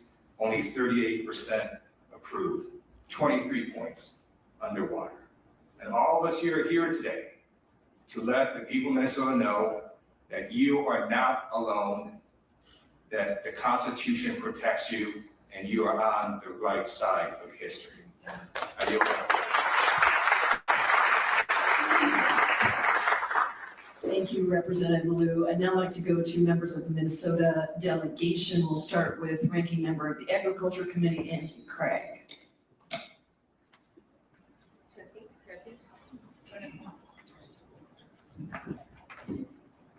First and foremost, thank you to the witnesses for being here this morning, and just extraordinarily grateful for the number of colleagues who have joined us in support in Minnesota today. You know, in a matter of weeks, the Trump administration has turned not only the Twin Cities, but communities across Minnesota upside down. President Trump and Secretary Noem's cruel and illegal immigration operations got Renee Good killed last week in Minneapolis. But this ICE activity is not confined to the Twin Cities. We learned in my district of one of the first incidents through a video that circulated on the internet of a father being pulled from his car in Northfield, Minnesota, caught on tape by his distraught son. ICE used excessive force, smashing the car window and dragging the man across the ground in close vicinity of a school and church. Yesterday, we heard of reports of additional ICE raids in Shakopee and Cottage Grove, and just a few days ago in Inver Grove Heights. Christina Rank, a special education teacher in my district, a U.S. citizen, had her car window smashed in by ICE in her school parking lot. She was detained for 12 hours before being released. These are just some of the many horror stories I'm hearing from constituents, local leaders, law enforcement agencies, and friends. This is not who we are, America. Schools, places of worship, and daycare should be safe spaces for immigrants and citizens alike. And we all should support legislation in Congress to make sure that they are not performing any duties near these sensitive locations. And by the way, every single ICE officer, agent should wear a body camera, just like local law enforcement is forced to do. Parents, teachers, and students being targeted by ICE are not criminals, but this administration isn't looking for criminals. They are looking for Black and brown neighbors, and the Supreme Court of the United States is complicit. President Trump and his administration have tried to sell the narrative that Operation Metro Surge is intended to fight the fraud in our state and keep our communities safe, but we know that isn't true. So let's just call it what it is, political retribution, and is endangering Minnesotans and tearing families apart. Last weekend, I joined my colleagues, Representative Ilhan Omar and Kelly Morrison, in attempting a congressional oversight visit to the Whipple Federal Building in Minneapolis. We were turned away by ICE officials despite a federal court case that I was holding a physical copy of in my hand. Their response was, "We don't care." Make no mistake, we are challenging this latest Trump administration lawless action in court. DHS Secretary Kristi Noem, a serial liar and accomplice to President Trump, is a threat to every single Minnesotan. And that's why the people on this dais today, many of us are leading articles of impeachment against her. This administration isn't using the law. They're going outside the law. And look, if ICE agents want to point out that the woman who was killed, Renee Good, and her partner, Becca Good, are lesbians, to ICE, I say this state elects lesbians to the state house, the state senate, and to Congress from Republican districts. This is not who we are in Minnesota. I'm sorry I don't have much time, but Chief, you are from my district. We are so proud to have you here today. Your leadership is extraordinary. Tell us what tactics they are using, that you see them using, that we would never use in local law enforcement. Thank you, ma'am, for that question. The first and most obvious is hiding your identity, masking, not wearing a nameplate, and not giving name and badge number when asked to do so. From the videos I've seen, some members of ICE don't have any training or access to intermediate force weapons, where they are moving right from talking to pointing guns at people who are not armed. We're seeing just the poor tactics of how they present themselves with items in their hands that are non-essential, to the way that they speak to people that they deal with. If any law enforcement officer in Minnesota engaged in those tactics, they would be held accountable both at their local level and at the state level. Chief, thank you. And with that, I yield that. Thank you, Representative Craig. Now I'd like to recognize Representative Morrison, also from the state of Minnesota.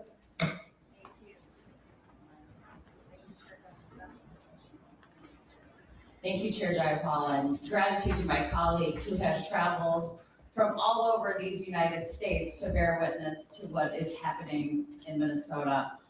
I want to express my deep gratitude to the witnesses for sharing your testimony.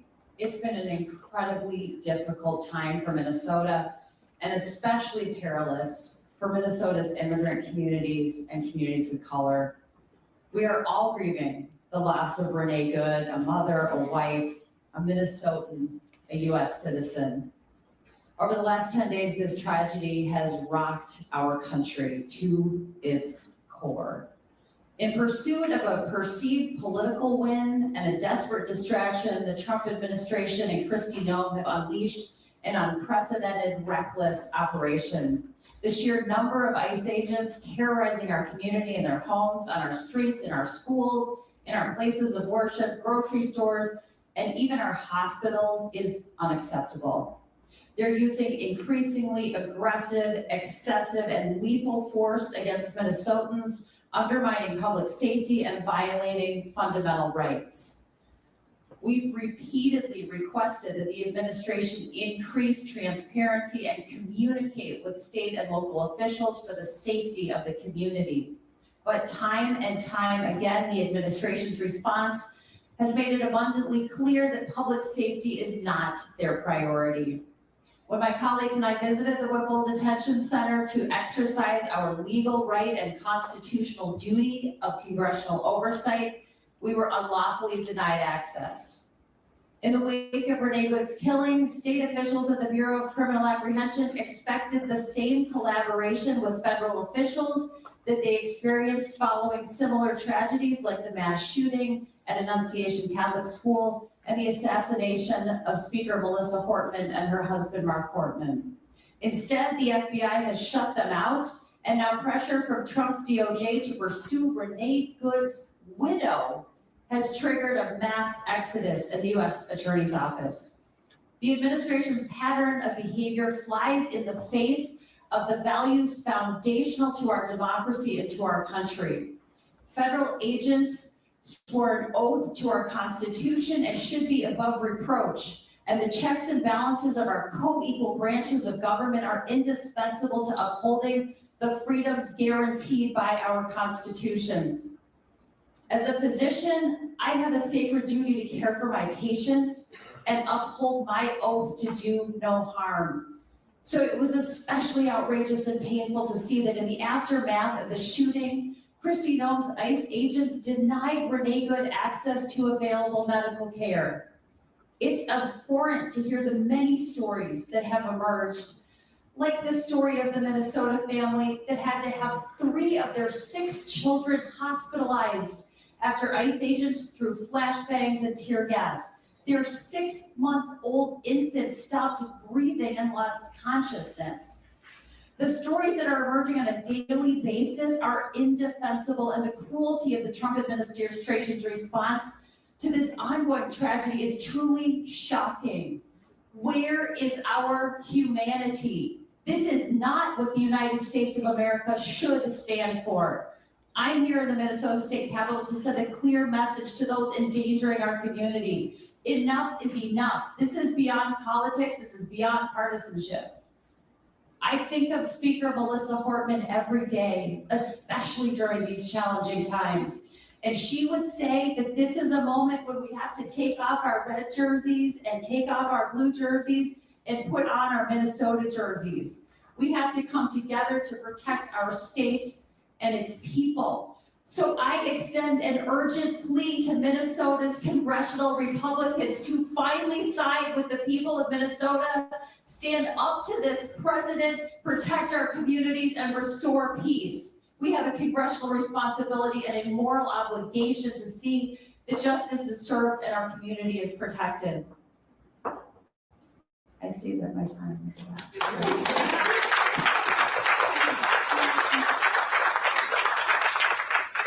But how beautifully it expired.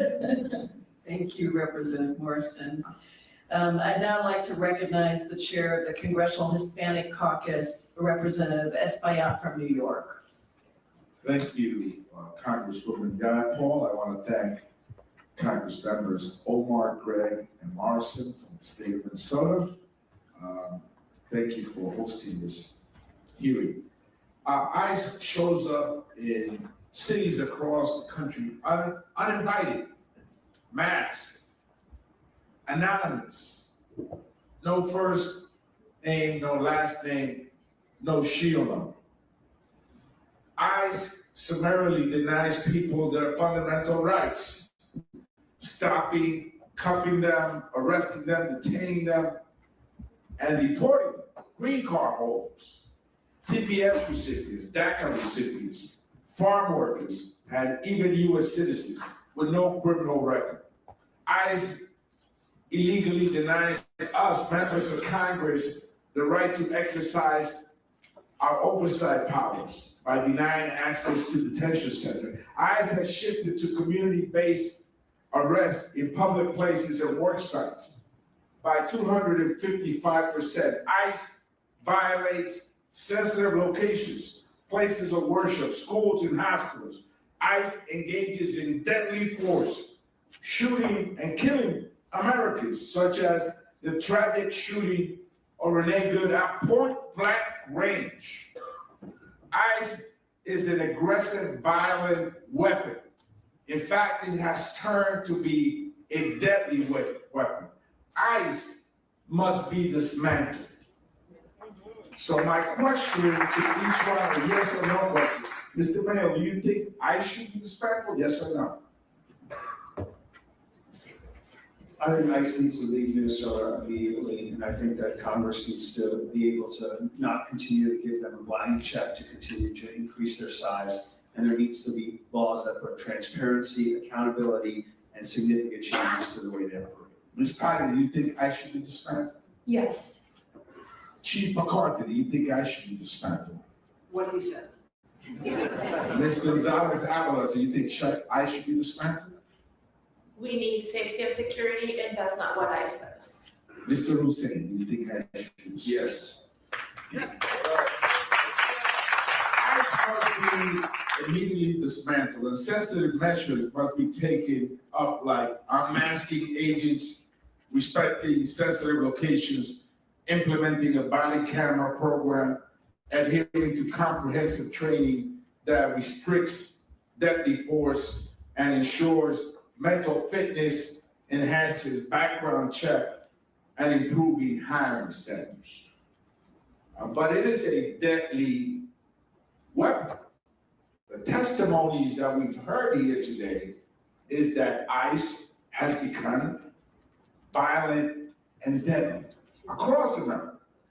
Ms. Gonzalez, I want to ask you, because I heard from some of my colleagues that were asked, they have gone after the Somalian community here.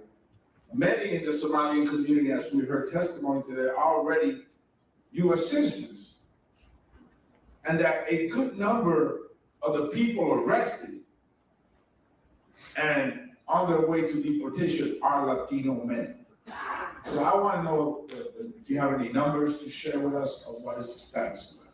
Well, we don't have precise numbers because they don't want, the traditional ways in which we could do visitation, in which our Congress, men and women from the state could help us finding data are no longer available. But what we see on the ground is that ICE officers choose ethnic corridors where Latino and Somali communities live together.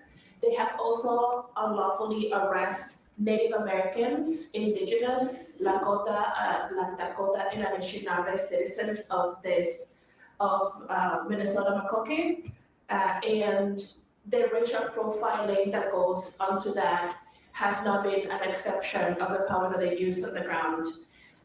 We believe that the vast majority of the people that they have detained to this day are indeed Latinos, but it's predominantly men, but they have arrested women, they have arrested children, and some of the women that they have arrested are also pregnant. Thank you so much. Thank you. Thank you, Representative Espaillat. I'm now going to go to members of the House Judiciary Committee, and we're going to start with Representative Hank Johnson from Georgia. Thank you, Representative Jayapal, and I thank you and Representative Omar for holding this very important hearing. And I want to thank all of the people for coming out today. I want to thank our panelists for their testimony and in all of the courage, the unity, the fortitude to resist, and the warmth of the hearts of the people of Minnesota. You set an example for the nation and the world.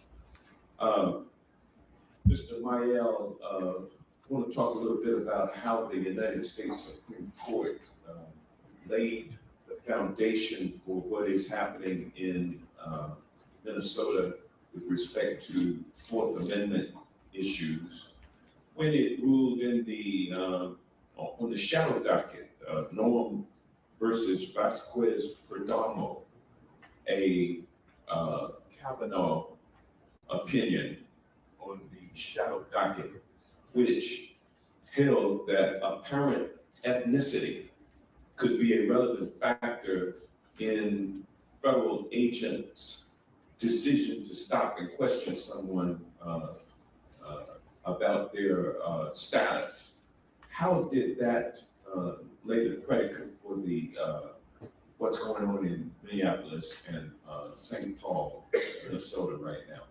Thank you for the question. And I just also want to say a quick thank you to, I know everyone who's come out here. I know you all are showing up at, detention sites, at Know Your Rights presentations, and at, hearings with immigration courts, and I thank you for all your courage and all you're doing. It really is impactful, and we see it all. The Portola case, thank you for bringing that up. I know a lot has been made of this Justice Kavanaugh's concurring opinion. It's important to note that this was on a shadow docket. It was a temporary order causing a lower court injunction. It does not create new precedent or overturn prior cases limiting racial profiling. The decision is with no legal rationale from the majority of the court, and that constitutional protections remain in place, even though this decision should be, this opinion should be criticized for what it was projecting. Well, I mean, it seems like it opened the floodgates for racial profiling in this town. Isn't that correct? Well, so, I would say that the opinion certainly deserves to be criticized, and there was a great deal of racial. Anytime you issue a shadow docket decision and an opinion on the merits of the case before it's actually been briefed and argued before the court, and you lay down such a principle like Kavanaugh laid down, it has given rise to what we call Kavanaugh stops. And it's taking place not just in Minneapolis, St. Paul, but it's starting to take place around the country now. Of course, the case arose in California, Los Angeles. But let me move on from there. These Kavanaugh stops have not been limited to just jacking up Somali-looking people. It's gotten much broader than that. Would you comment, Chief McCarthy? I'm afraid I can't. I've never heard that statement before. Kavanaugh stops. But in Minnesota, all law enforcement officers in Minnesota are prohibited from using race as a determining factor for any sort of stop or detaining someone. Thank you. I yield back. Thank you, Mr. Johnson. I'm now going to go to members of the House Judiciary and the Immigration Subcommittee, the members that serve with me on the subcommittee, and many have been at every hearing we've done. We'll start with Representative Mary Gay Scanlon from Pennsylvania. Thank you so much for bringing us along. Thank you. Look, 9 days ago, the nation was horrified to see almost in real time the shooting death of Renee Good, 37-year-old mom, a U.S. citizen, at the hands of federal agents. Equally horrifying was that before the woman's identity was even known, before the facts were known, the Trump White House pronounced that the woman was a domestic terrorist and that her killing was justified. This wasn't an isolated incident. For the past year, the administration has engaged in a reckless and escalating deportation and propaganda campaign under the pretext of making communities safer. We've seen this administration trampling fundamental human rights, civil rights, due process, and terrorizing, as this community well knows, terrorizing communities. But until the shooting of Renee Good, many people weren't paying attention across the country. But when a federal officer, masked, shoots a 37-year-old mom driving a Honda Pilot with stuffies in the glove compartment and the family dog in the damn back seat, it caught the nation's attention, it caught the world's attention. My colleagues and I are here in Minneapolis because it's important for all Americans to know the facts, to understand the gravity of what's happening here and why we should all be concerned. The White House, using federal agencies and taxpayer dollars, is spreading division and despair, bringing madness to main streets, sparking conflict, and then pouring gasoline on the fire. And while today it's Minnesota, tomorrow it could be any other city or state or town that this administration decides to target.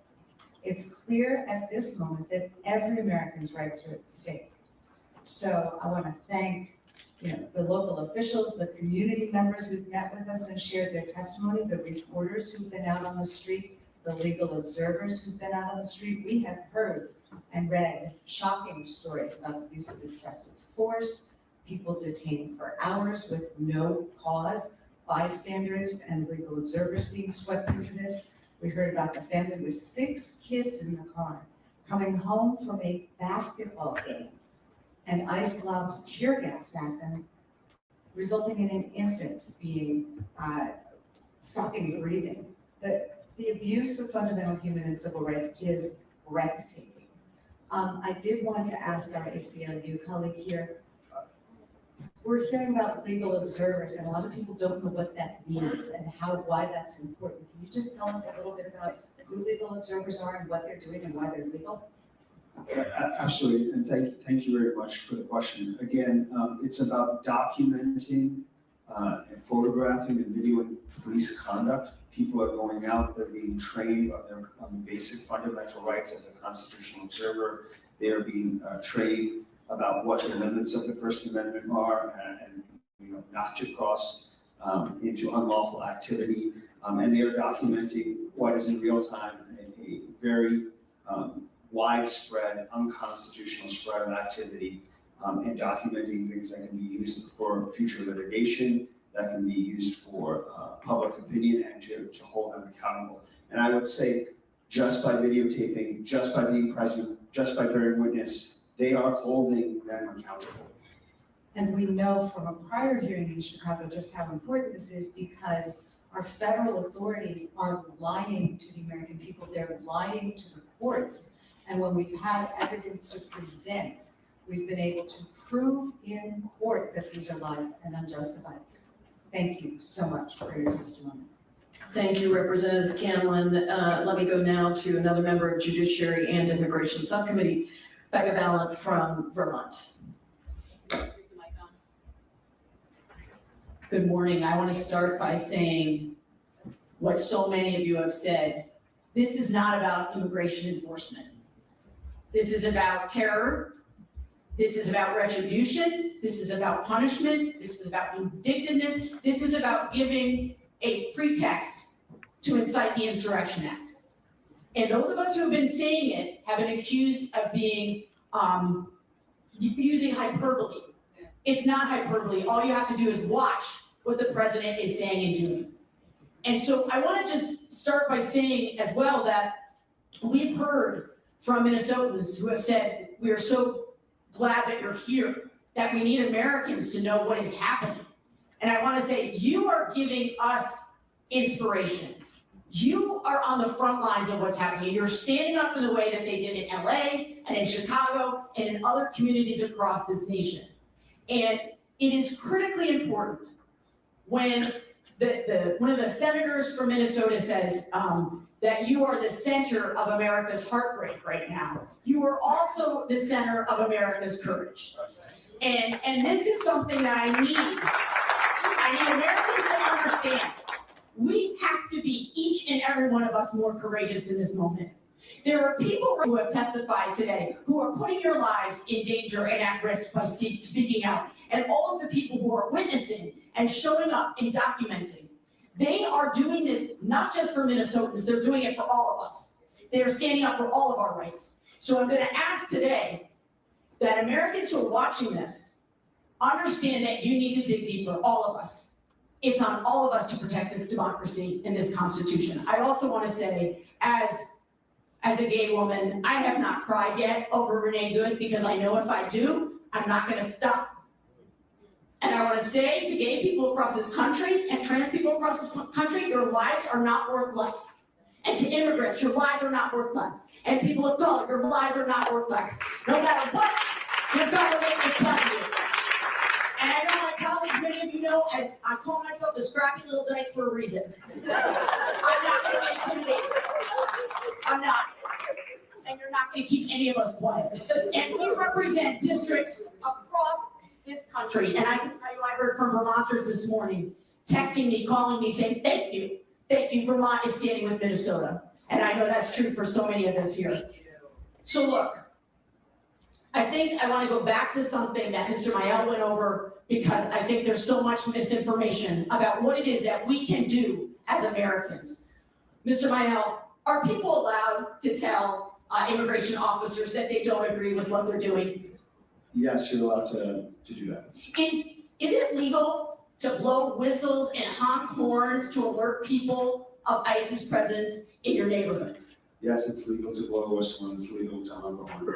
Is it legal to peacefully record ICE officers in public? Absolutely. And what about following at a safe distance ICE convoys and reporting on where they are? Is that legal? If you're obeying traffic laws and not breaking and doing any unlawful conduct, it's legal to be on a public road driving your car. So they are trying to tell us that we are not allowed to exercise our First Amendment rights. And they have given up the game here. What they've said is people are not being respectful enough towards law enforcement. And by that they mean they don't want us to be allowed to dissent. And I just want to say again, I'm so impressed by Minnesota. You have trained tens of thousands of constitutional witnesses here, and that's what we have to do across this country. And I yield that. Thank you, Representative Ballard. Next, we're going to go to another member of the Judiciary and Immigration Subcommittee and somebody who was very important to organizing our hearing in the state of Illinois in similar circumstances, Representative Chuy Garcia from Illinois. Thank you, Ranking Member Jayapal and Representative Omar for organizing this really important hearing. And thank you, Minnesota, for standing up for the belief that all of us are created equal in this year that we celebrate 250 years of our country with that promise. Because what we're seeing in Minnesota today is a community defending and protecting itself from an authoritarian takeover that's spreading violence and chaos in the streets. But by now, none of this is new. The federal government lawlessly invaded Chicago last year, sowing terror, and in my district was the epicenter of their campaign of terror across the Chicagoland area. It was the same pattern that we're seeing here, flooding the streets with armed, masked goons who kidnap and assault our neighbors with impunity. ICE agents murdered Silverio Villegas Gonzalez after he dropped his kids off at school and shot Marimar Martinez, a teacher, without justification, as the cowards in the White House and at DHS lied over and over again. This is not a coincidence. This is their playbook. Invade our cities, escalate violence against our neighbors, and incite our communities to justify brutality. But here's what became clear in Chicago, and what's become clear in the Twin Cities. Our communities are stronger and braver than the sadistic criminals that they have unleashed on us. In Chicago, our longstanding coalition of community groups has mobilized to protect our residents and to make sure that they know their rights. You're doing that right here. And we've seen a lot of that organizing and mobilizing right here. No matter how much Trump and his cronies lie, rapid response networks keep our communities safe. They represent the strength and resilience of our people and in the face of government brutality. Thank you for protecting my two grandchildren in Minneapolis, my son and his daughter, and all of their neighbors. Ms. Gonzalez Avalos, thank you for being here today. Did you follow the events in Chicago last year? Which, the congressional hearing? The occupation Yes. of ICE and CBP. Yes. Did you ever think that that would happen here? That was one of my worst fears, yes. Did you begin to prepare for the possibility that this could happen here? Yes, sir. Do you feel a sense of strength and bonding with the Somali community, with the Eritrean community, with all of the immigrant communities here? 100% there are siblings. And do you feel like Minnesota is standing with you? 100%. Are you stronger today than you were last year when all of this terror began? Yes, sir. And I think that is what we want America to see, to witness, and to feel, that it's going to take an effort by each and every one of us, the humble, the meek, the shy to come out and to exemplify what our nation and the promise of equality is all about. And that's why we stand with Minnesota today here in the Twin Cities. Thank you so much. Thank you, Representative Garcia. We'll now go to another member of the Judiciary and Immigration Subcommittee, Representative Jasmine Crockett from Texas. Thank you so much, Madam Ranker, and thank you so much to our amazing colleague, our amazingly strong colleague. I've heard so much and I have prepared remarks, and if you know anything about me, you know where I'm going. And frankly, I don't either, because I have already cried this morning. And you know, so I'll just start here. As a civil rights lawyer, I'm incensed. As an American, I'm embarrassed. As a human, I'm infuriated. And as a member of Congress, I am immovable in my pursuit of accountability. You see, right now, people want to pretend as if this is right or left, but I'm here to tell you that this is about right or wrong. And it is very sad that the only people that are sitting here are members of the Democratic side. So I guess we just want to stand on the side of right. For once, we will be associated with being right instead of left. Because my question to any of you, and I just go down the line and ask you, is it right or wrong to arrest someone because of the color of their skin? Absolutely not. Is it right or wrong to arrest somebody because of their accent? Wrong. Is it right or wrong to arrest somebody because they were exercising their constitutional rights? It is wrong. Is it right or wrong to arrest somebody because they simply disagree with you? It's wrong. All right, so it seems like y'all all went to elementary school and y'all can tell right from wrong. I'm not really sure what is going on with ICE right now, but I can tell you, and as we heard earlier, this is pure racism. I don't know why we want to tinker around with it and pretend as if it's something other than what it is. I like to call a thing. And he has told us time and time again who he was when he talked about certain people being from certain shithole countries. Those are his words, the only reason I'm cussing in this moment. When he said things like, they are eating the cats and dogs. We knew exactly what we were getting, and some people are saying, I don't know how we got here, but I do.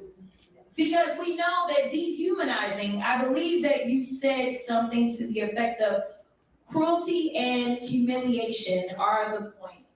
That's what you said, Ms. Patton. Because when we look at other places, say places that did things like, oh, you know, go door to door, looking for people, as they had to hide out, say, in an attic. Does that sound familiar to anybody? Or the images that I have seen of people being attacked by law enforcement, whether we're talking about dogs or fire hoses, it seems very reminiscent of something that we have seen before in this country. And then people get offended and try to say I'm too black, but the reality is that y'all never let the fact that I am black go. So I'm gonna be clear about one thing, I know my good black history.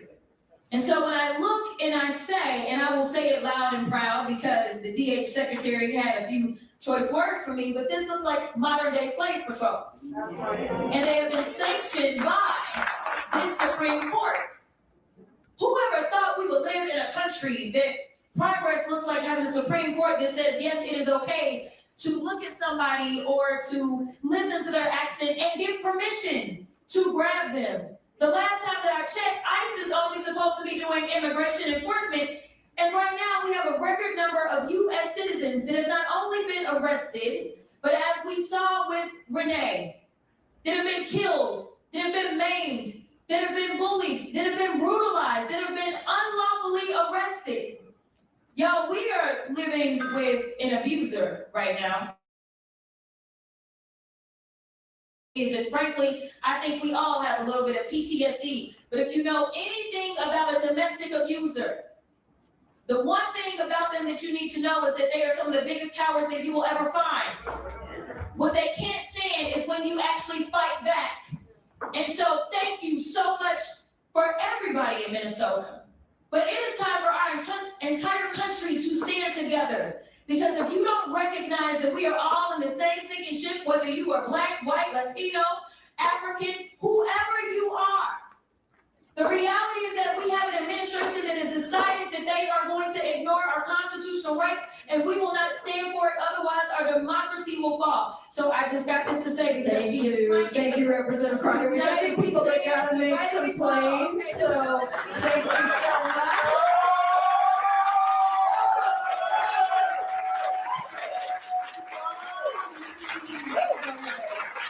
Thank you, Representative Crocker. Now I'd like to recognize Representative Tlaib from Michigan. Thank you so much to the Twin Cities and the state just for welcoming us and allowing us to come here and have your back, because we do. I don't want you to think that everyone in the United States Congress and the Senate agrees to what is happening to all of you and your families and your neighborhoods and your communities. You all deserve to be safe, no matter your ethnic background, your faith background, your sexual orientation, where you live, or any of that. But it is shameful. You know, I come from the most beautiful, blackest city in the country, the city of Detroit, where we birth movements. But today I'm seeing a movement being built right here in Twin Cities. And it is reminding us that our government will not save us. It is only us. We've been taught through history of that. You see our corrupt Supreme Court literally enabling and emboldening the fact that they can now go around and racially profile and target people based on what they look like and where they work. I do want to share this and ask some of the directors. DHS used neo-Nazi anthem for recruitment after the fatal Minneapolis ICE shooting. It's from The Intercept. And the federal government is openly embracing white nationalists online content, including in a recruitment post after ICE agent Jonathan Ross, I'm gonna say his name, killed Renee Good. In this, it says less than 2 days after ICE shot Renee in Minneapolis during the controversial, of course, what happened with Department of Homeland Security's official, DHS, Homeland Security's official Instagram, I don't know if you all know this, made a recruitment post.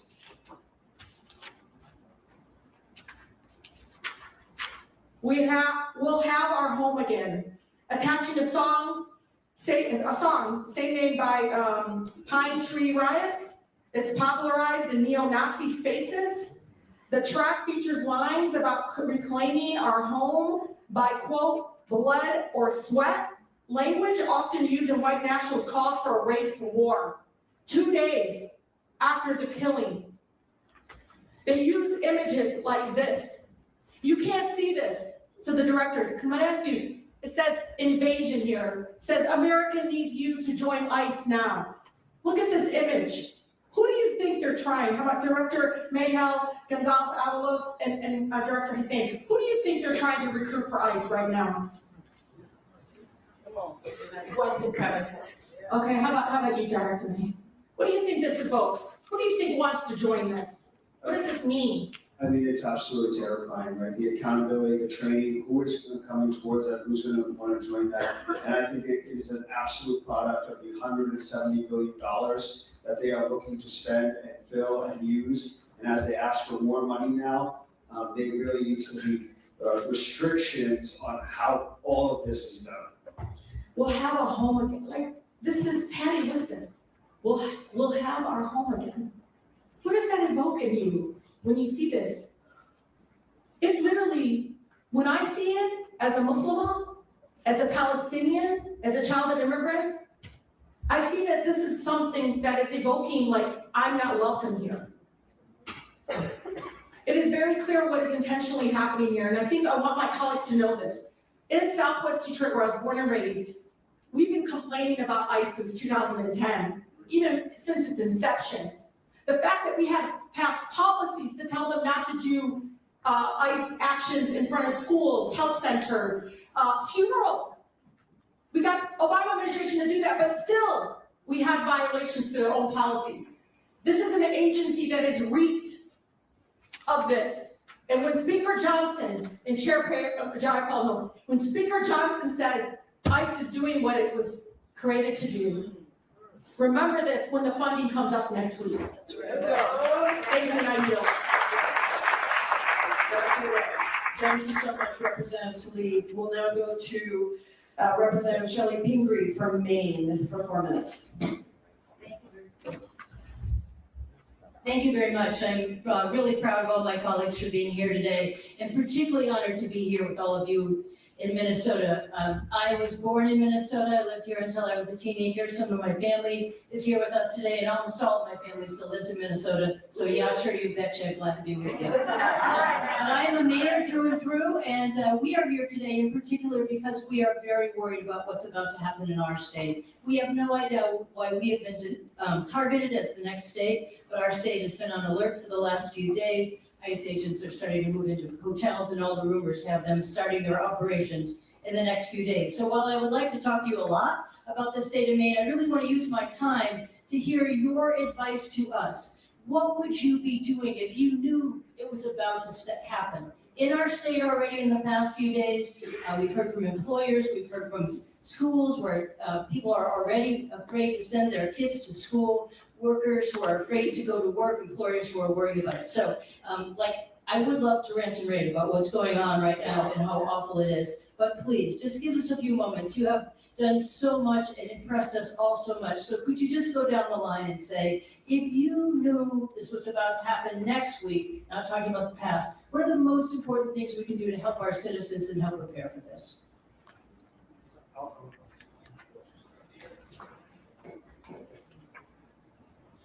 I will start by saying pray. Thank you. I think in this moment, I call upon our nation and everyone to pray for our nation, because we call on the higher power to intercede with divine intervention in this moment. After that, organize like hell. Yeah. Organize number one.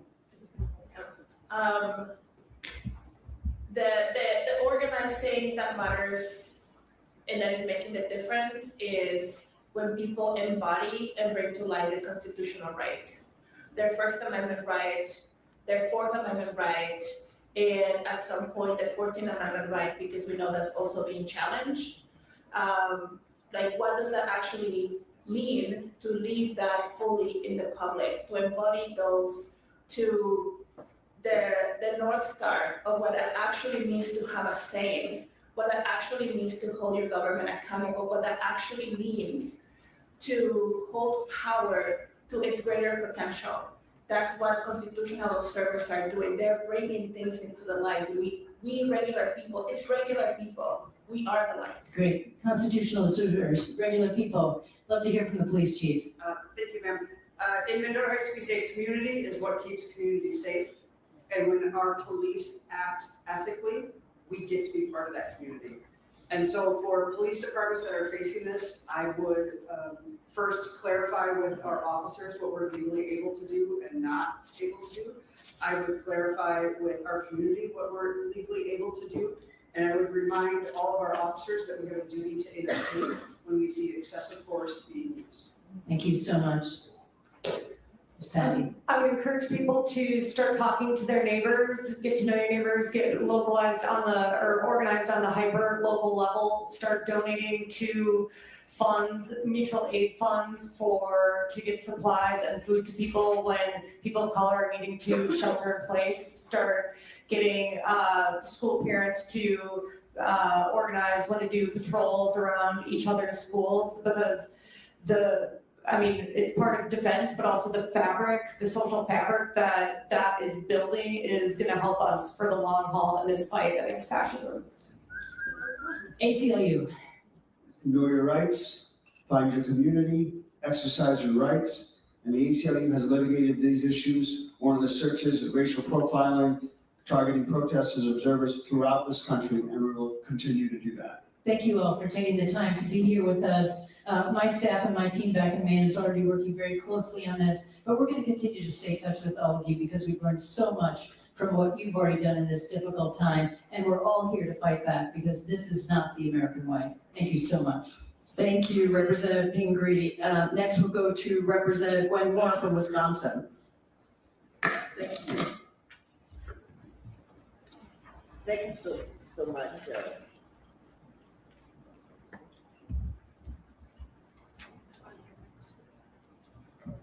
Can we get the good one? Thank you so much, Chair Jayapal. We're here on MLK Jr. weekend. So appropriately, people say, what,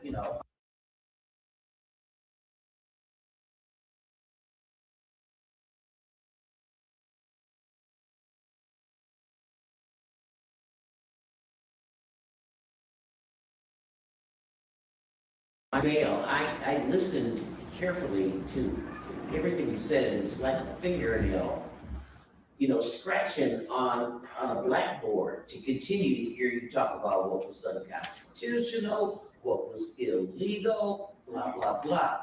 And I was so happy that my colleague from the Judiciary Committee asked you about the shadow docket, the Kavanaugh doctrine of reasonable suspicion.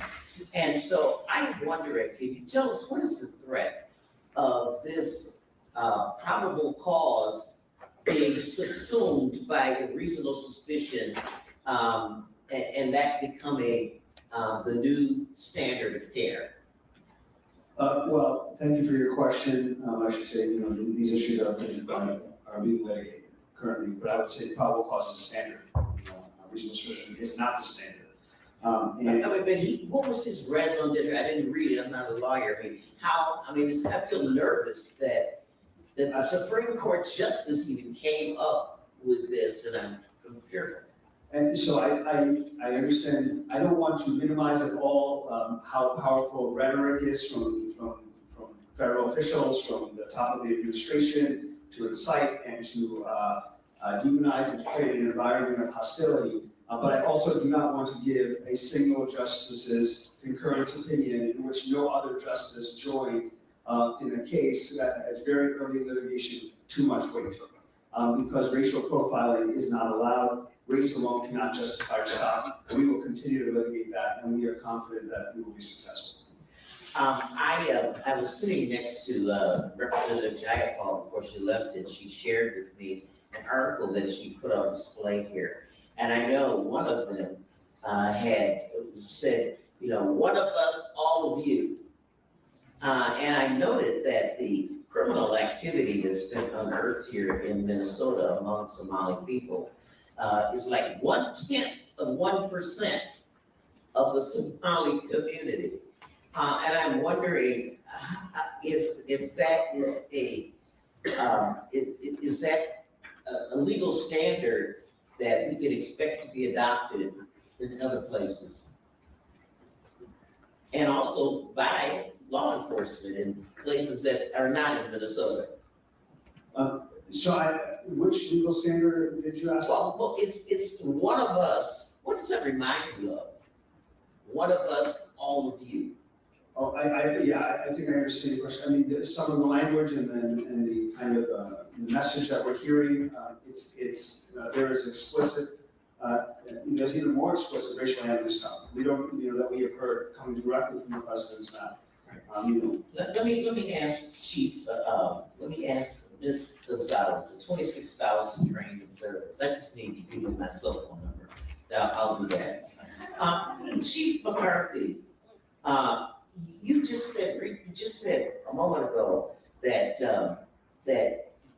are you able to protect citizens from ICE, or do you have to stand down when they're making their arrests? Thank you for that question, ma'am.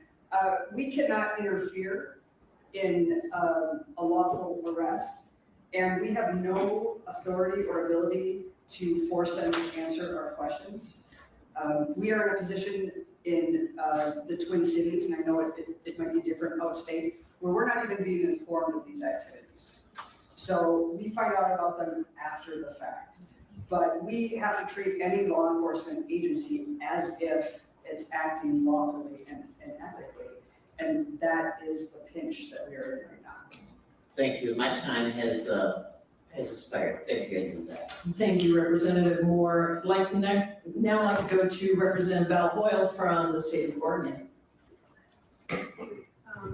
I've spoken to many members and leaders in municipal law enforcement. Okay. I've spoken to many members and leaders in municipal law enforcement, and they're watching what's happening in Minnesota, and are extremely concerned about what's going to happen in their communities. Now, I don't represent Portland, Oregon, but it is clearly high on the list of targets of for the Trump administration.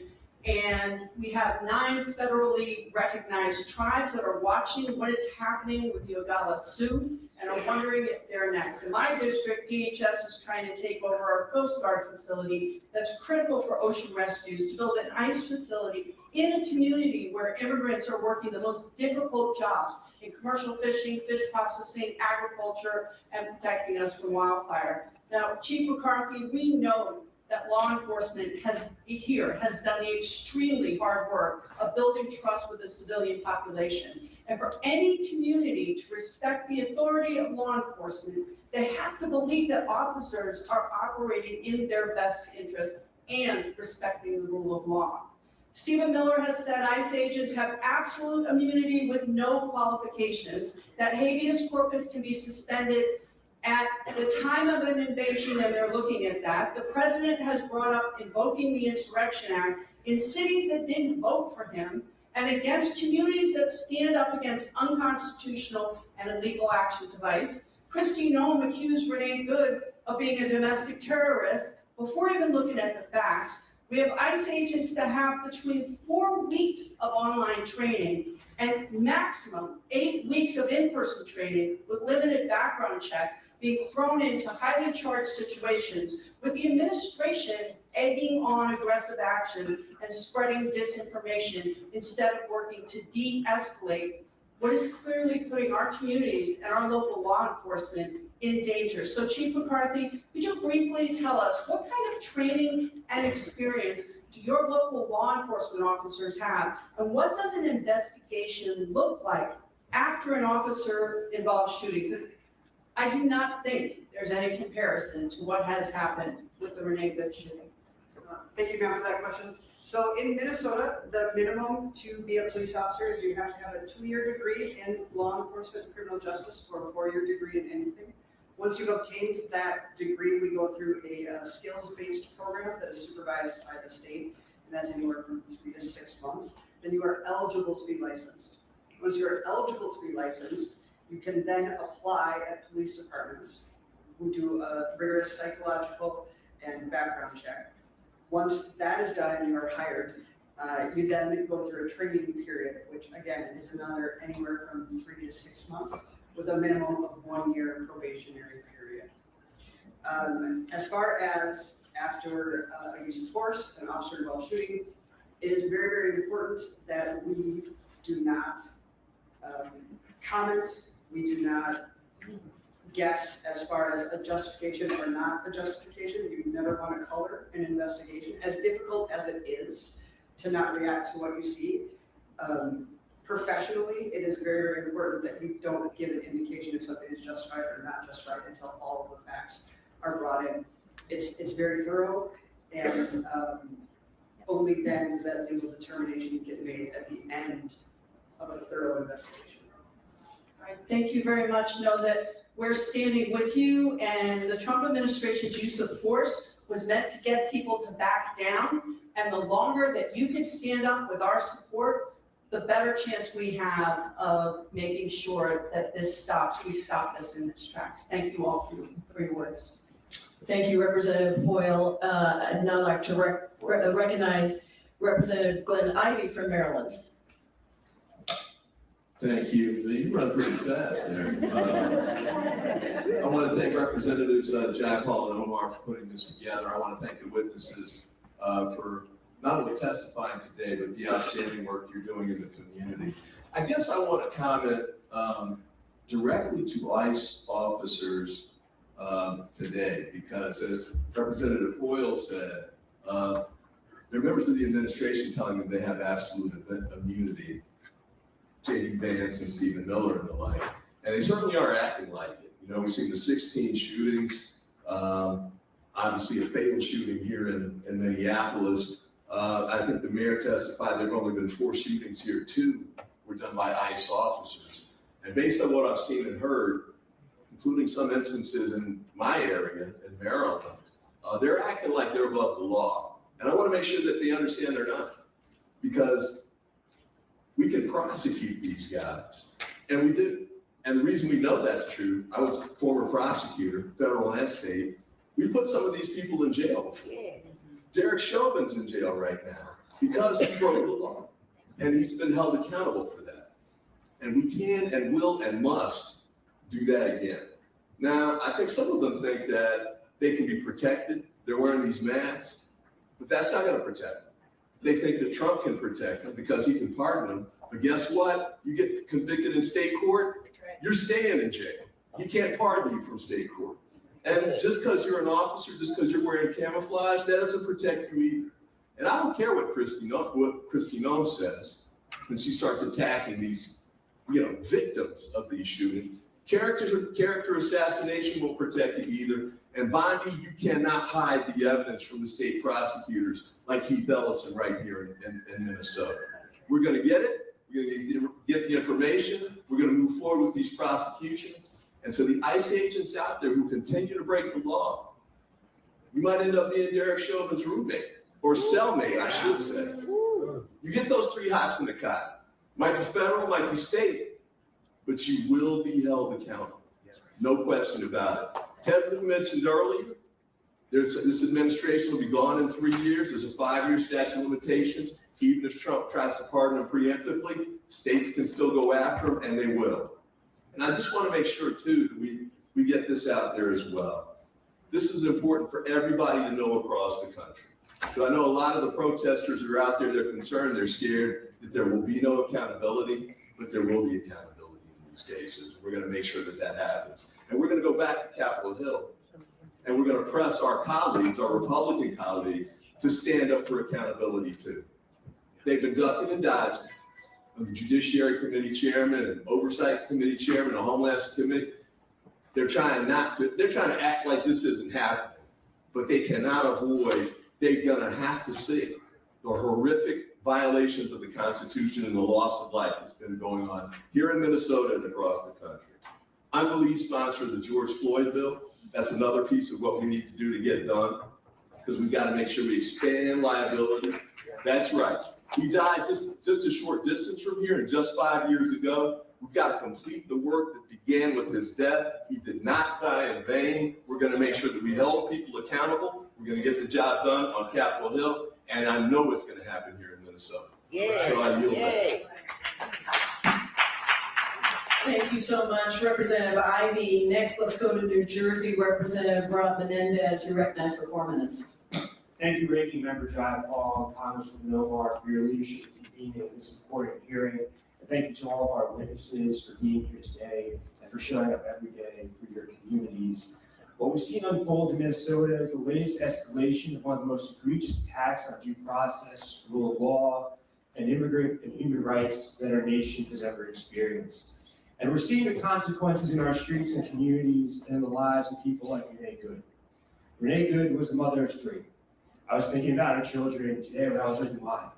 And the reality that they will have their mother for the big moments and the small moments that make up a life. And while this administration wants to rob us of our humanity, we cannot allow them to do so. The unacceptable truth, and it's one that we cannot turn away from, is that Renee Good's killing did not happen in isolation. It was a tragic and foreseeable result of the Trump administration's deliberate efforts to dismantle legal guardrails, normalize extreme force, employ violent rhetoric, and insulate immigration enforcement from oversight. I've seen the escalation of the Trump administration's aggression firsthand.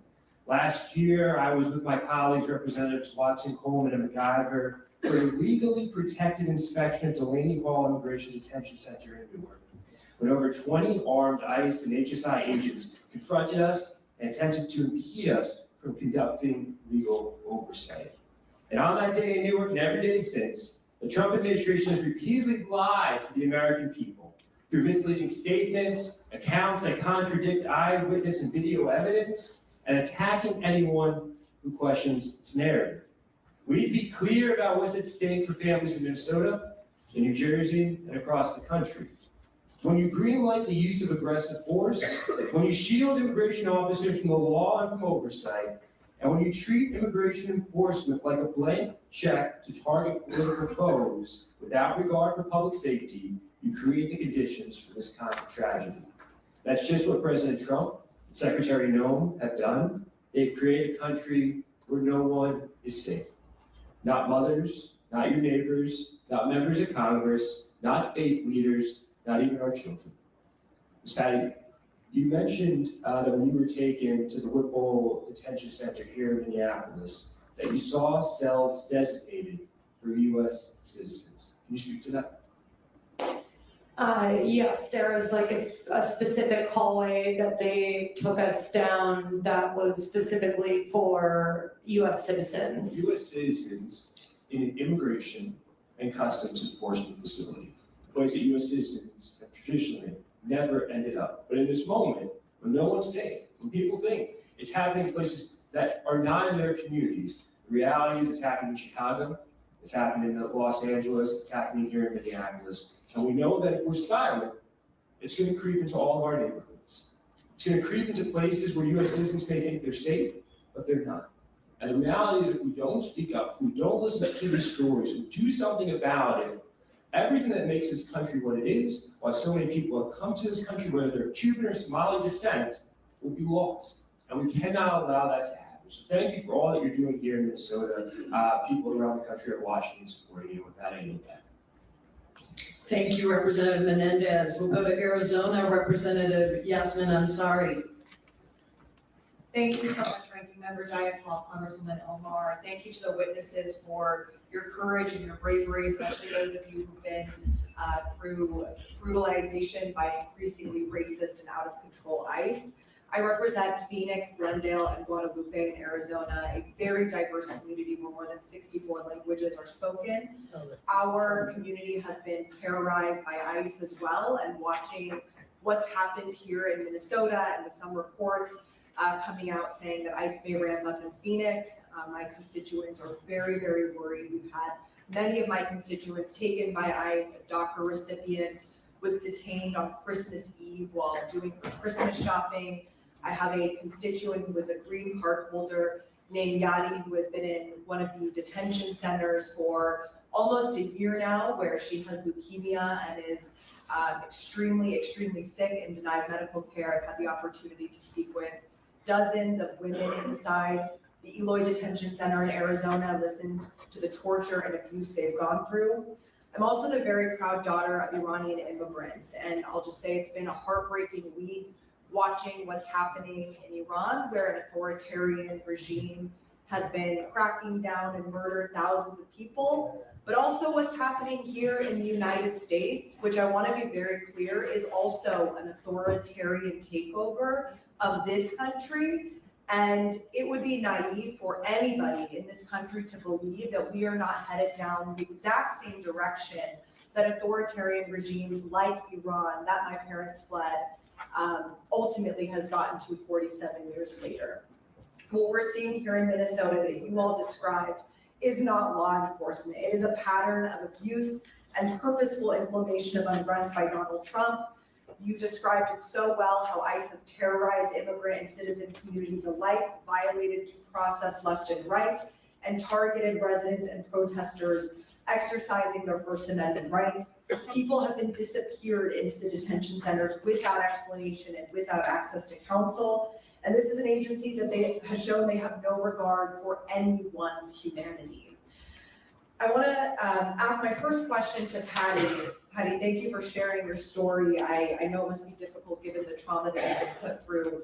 You were detained by ICE for approximately 8 hours, despite being a US citizen and not charged with any crimes.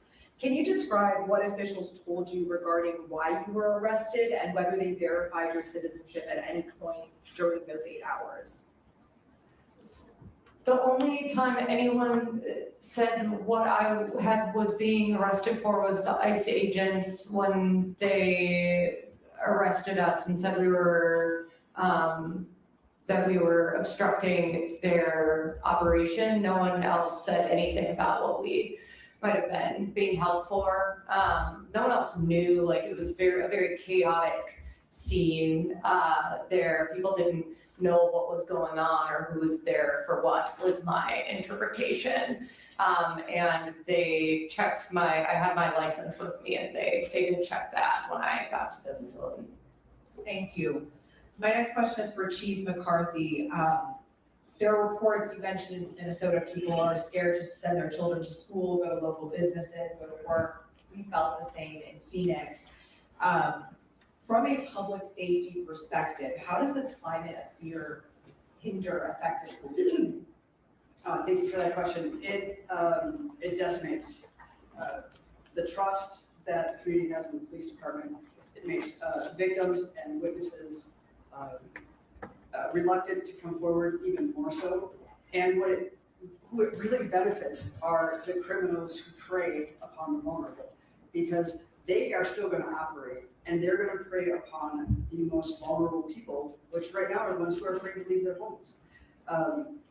In addition to all of the issues that it is with immigration, we know that whenever we isolate people, we also have instances of domestic abuse that will go unreported. So I wish I knew the full extent, but I don't know that we'll know the extent of the harm for years to come. Thank you. I yield back. Thank you, Representative Ansari. And now I'd like to recognize Representative McLean Delaney from Maryland for 4 minutes.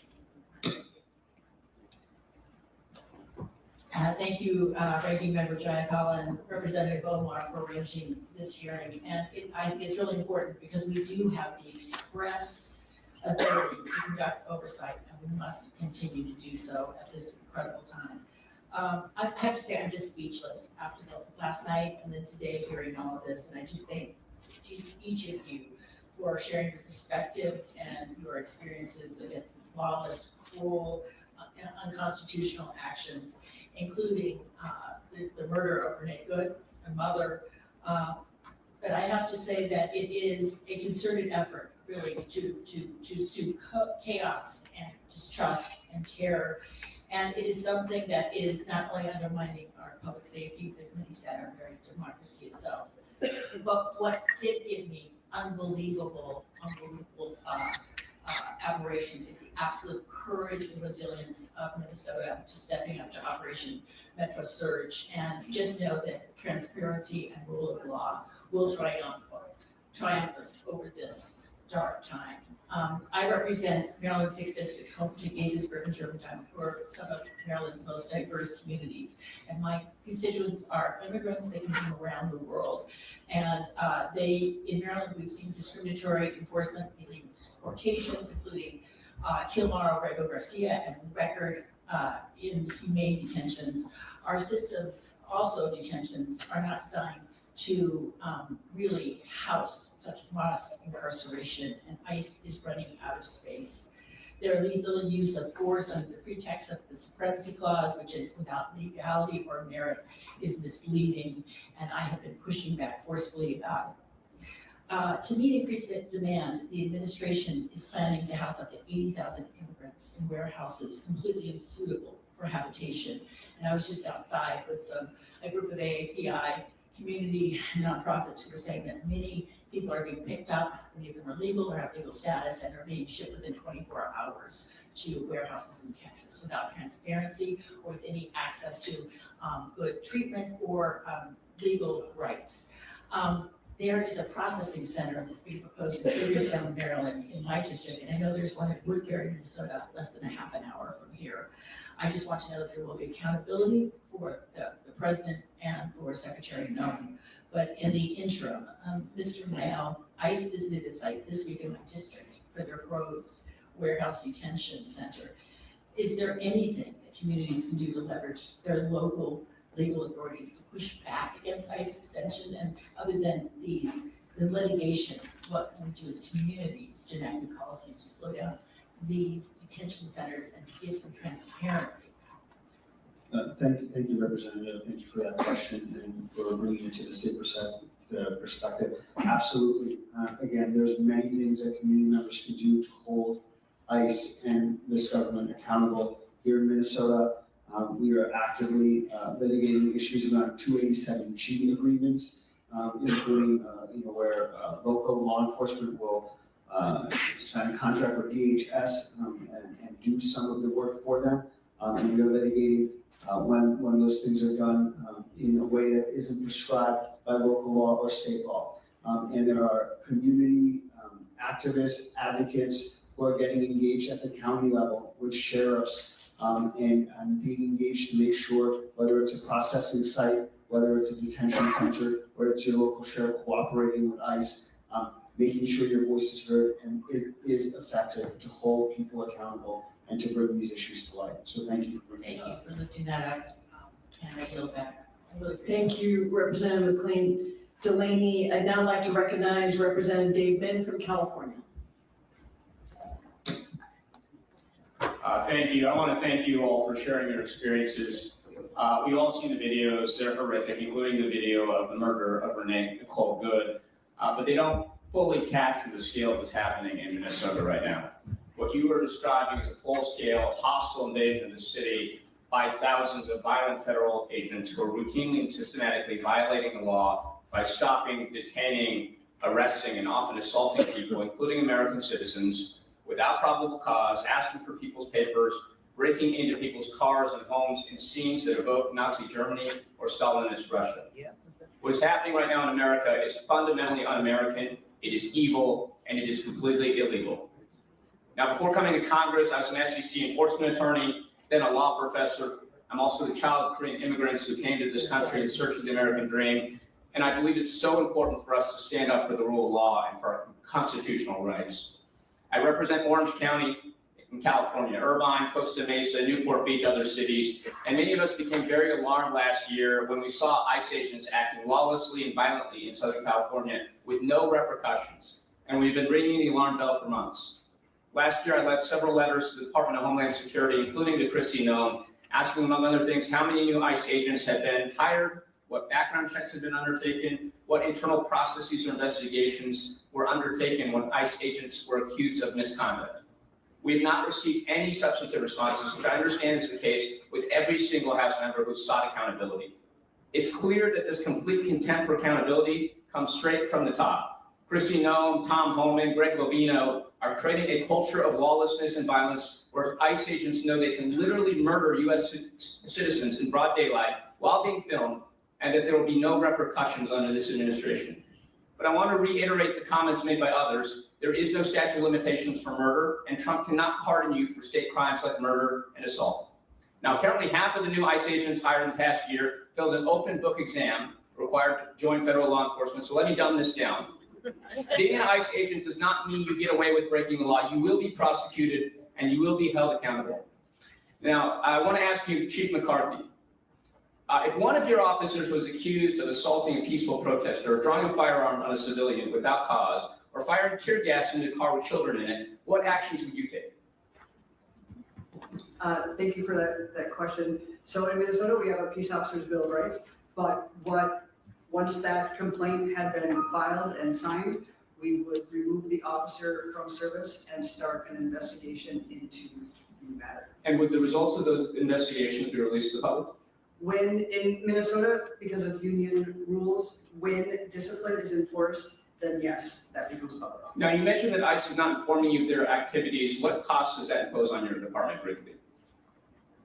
Lots, right? Yes. So I would just say I think you deserve reimbursement for those costs, and that's why I'm introducing legislation to require that ICE and DHS pay out of their own budget for the cost of any illegal and improper activity they engage in, including departments like yours. Now, I just want to close by saying this. It's great we're holding this shadow hearing, but the fact that Republicans are not here is shameful, because this is not a left-right issue. This should be above impeachment. Federal agents should follow the law. They should respect the Constitution, and they should not kill or assault innocent civilians. They have the majority right now, but instead of holding any oversight, they have passed a massive $170 billion budget increase for ICE, including $32 billion for new ICE agents. That is bigger than almost every military in the world, including Canada and Israel, with no guardrails and no accountability. Now, I'm in Southern California, and I'm here very cold, very far from home, because I want you to know it's important that, and I want Donald Trump to know, you're not alone. Your communities are under attack. Masked and violent men are breaking into your homes, your cars, your churches, your schools, and that must be so hard for you all. But we're standing with you because we think you're turning the tide right now. Your cameras, your voices, your whistles, they are turning the tide. You're standing up to authoritarianism. You are defending our democracy, and we are with you every step of the way. Thank you, and I yield back.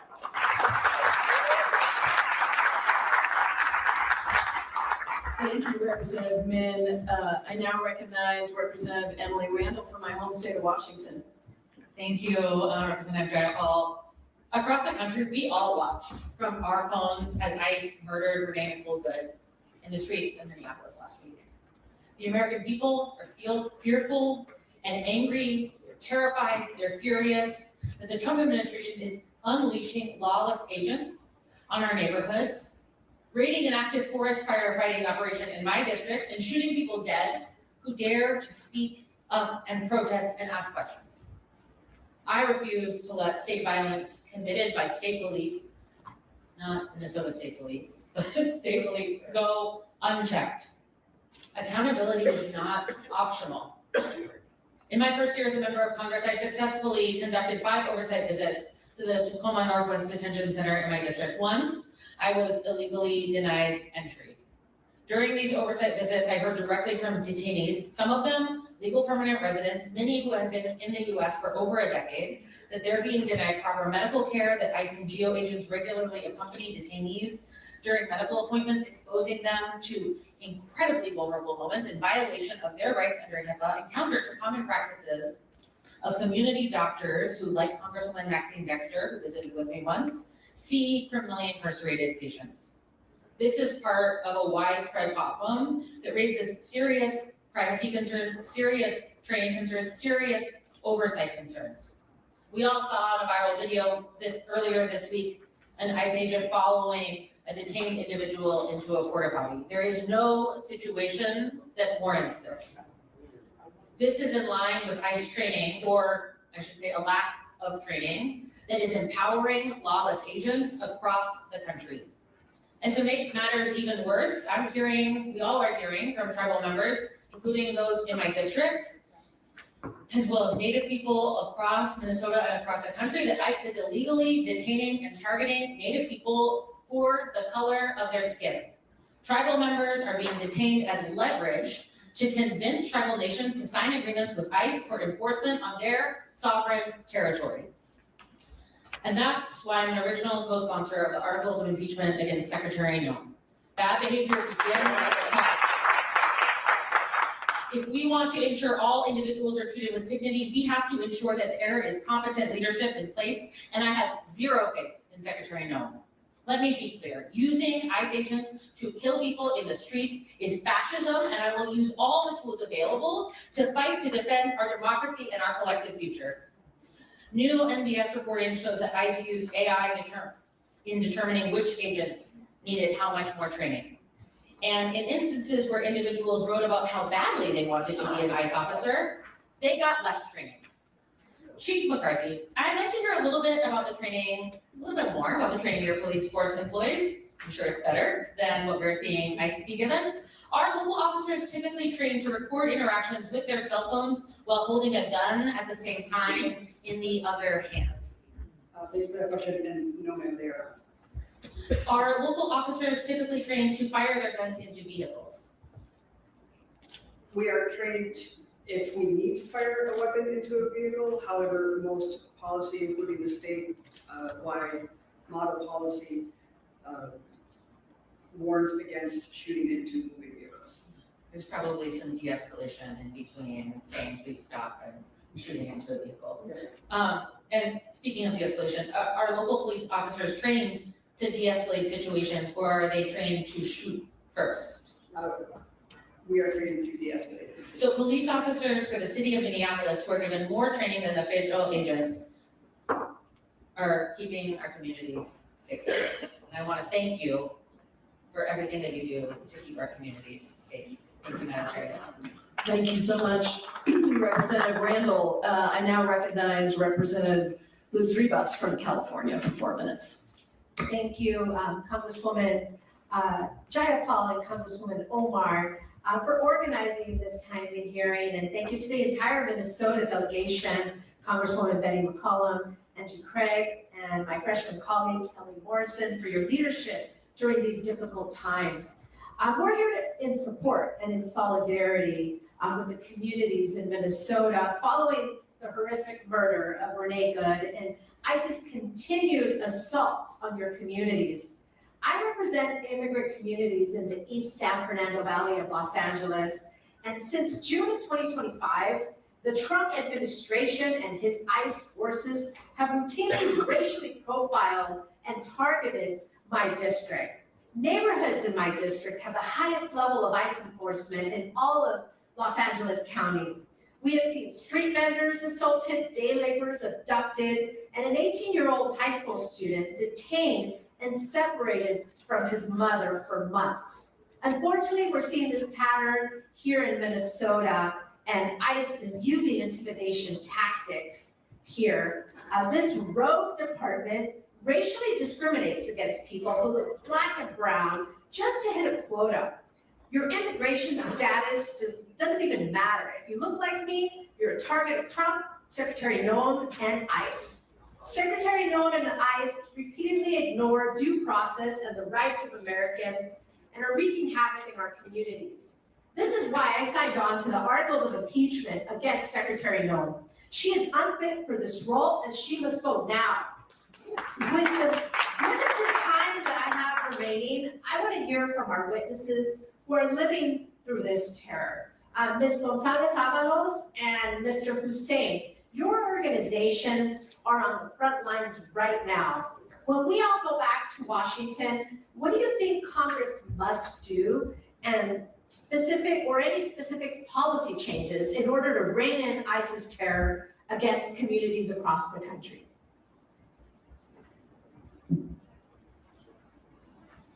There's time. Okay. Freeze the funding for the Department of Homeland Security. Bring to justice Agent Ross. Yes. And meet with There's a Path, truly work on comprehensive immigration reform. Right. I think this is a moment right now that Congress needs to act. And as you all have said, this is not about left or right. This is about the Constitution of the United States of America. And you are sent by your districts to uphold the Constitution, and the Constitution is being ripped by this administration. Thank you to all of you for your important work in trying to help and protect those who are the most vulnerable. I have learned a lot from this visit, from this hearing. I'm inspired by your coordinated resistance and looking forward to going back to Los Angeles and sharing what I've learned here in Minnesota. Thank you, and I yield back. Thank you, Representative Rivas. I now recognize Representative Latifah Simon from California for 4 minutes. Thank you so much. Thank you to our chairs who brought us all together here. Thank you to the witnesses. The reality is that this moment demands that we acknowledge, like has been said before, the long lineage of federal power exercised without guardrails. It's important this weekend and every day moving forward that we acknowledge the history that Trump alludes when he says he's going to make this country great again, a return to a time when blatant displays of outright bigotry and racism and state-sanctioned violence went unchecked. We are very clear that the residents of this here city are checking that unchecked violence. Right. And we are so proud as a nation and so inspired that you resemble so clearly the young people, multiracial young people who stood up to a horrific government where they stuck hoses on young people, hoses so strong that those hoses could tear the skin off the protesters.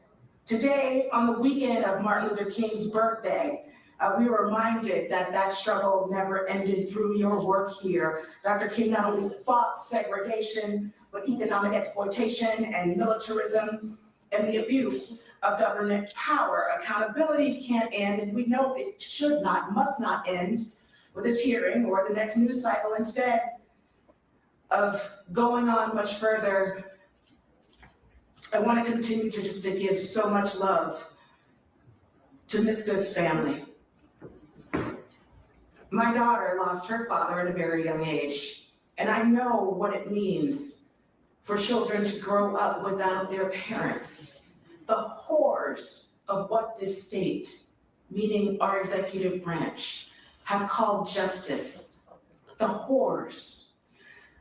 One of the things that I think is extremely important for me to convey here as someone who is Muslim, and this is our holy day, it is Jummah, is to acknowledge that the Trump administration has waged an all-out war on Muslims in this country.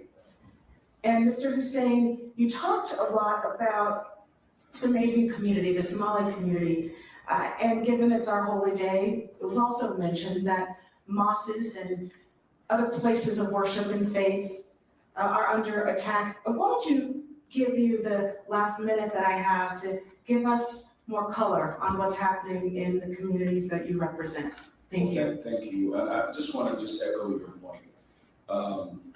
We love this state. We love the people of the state.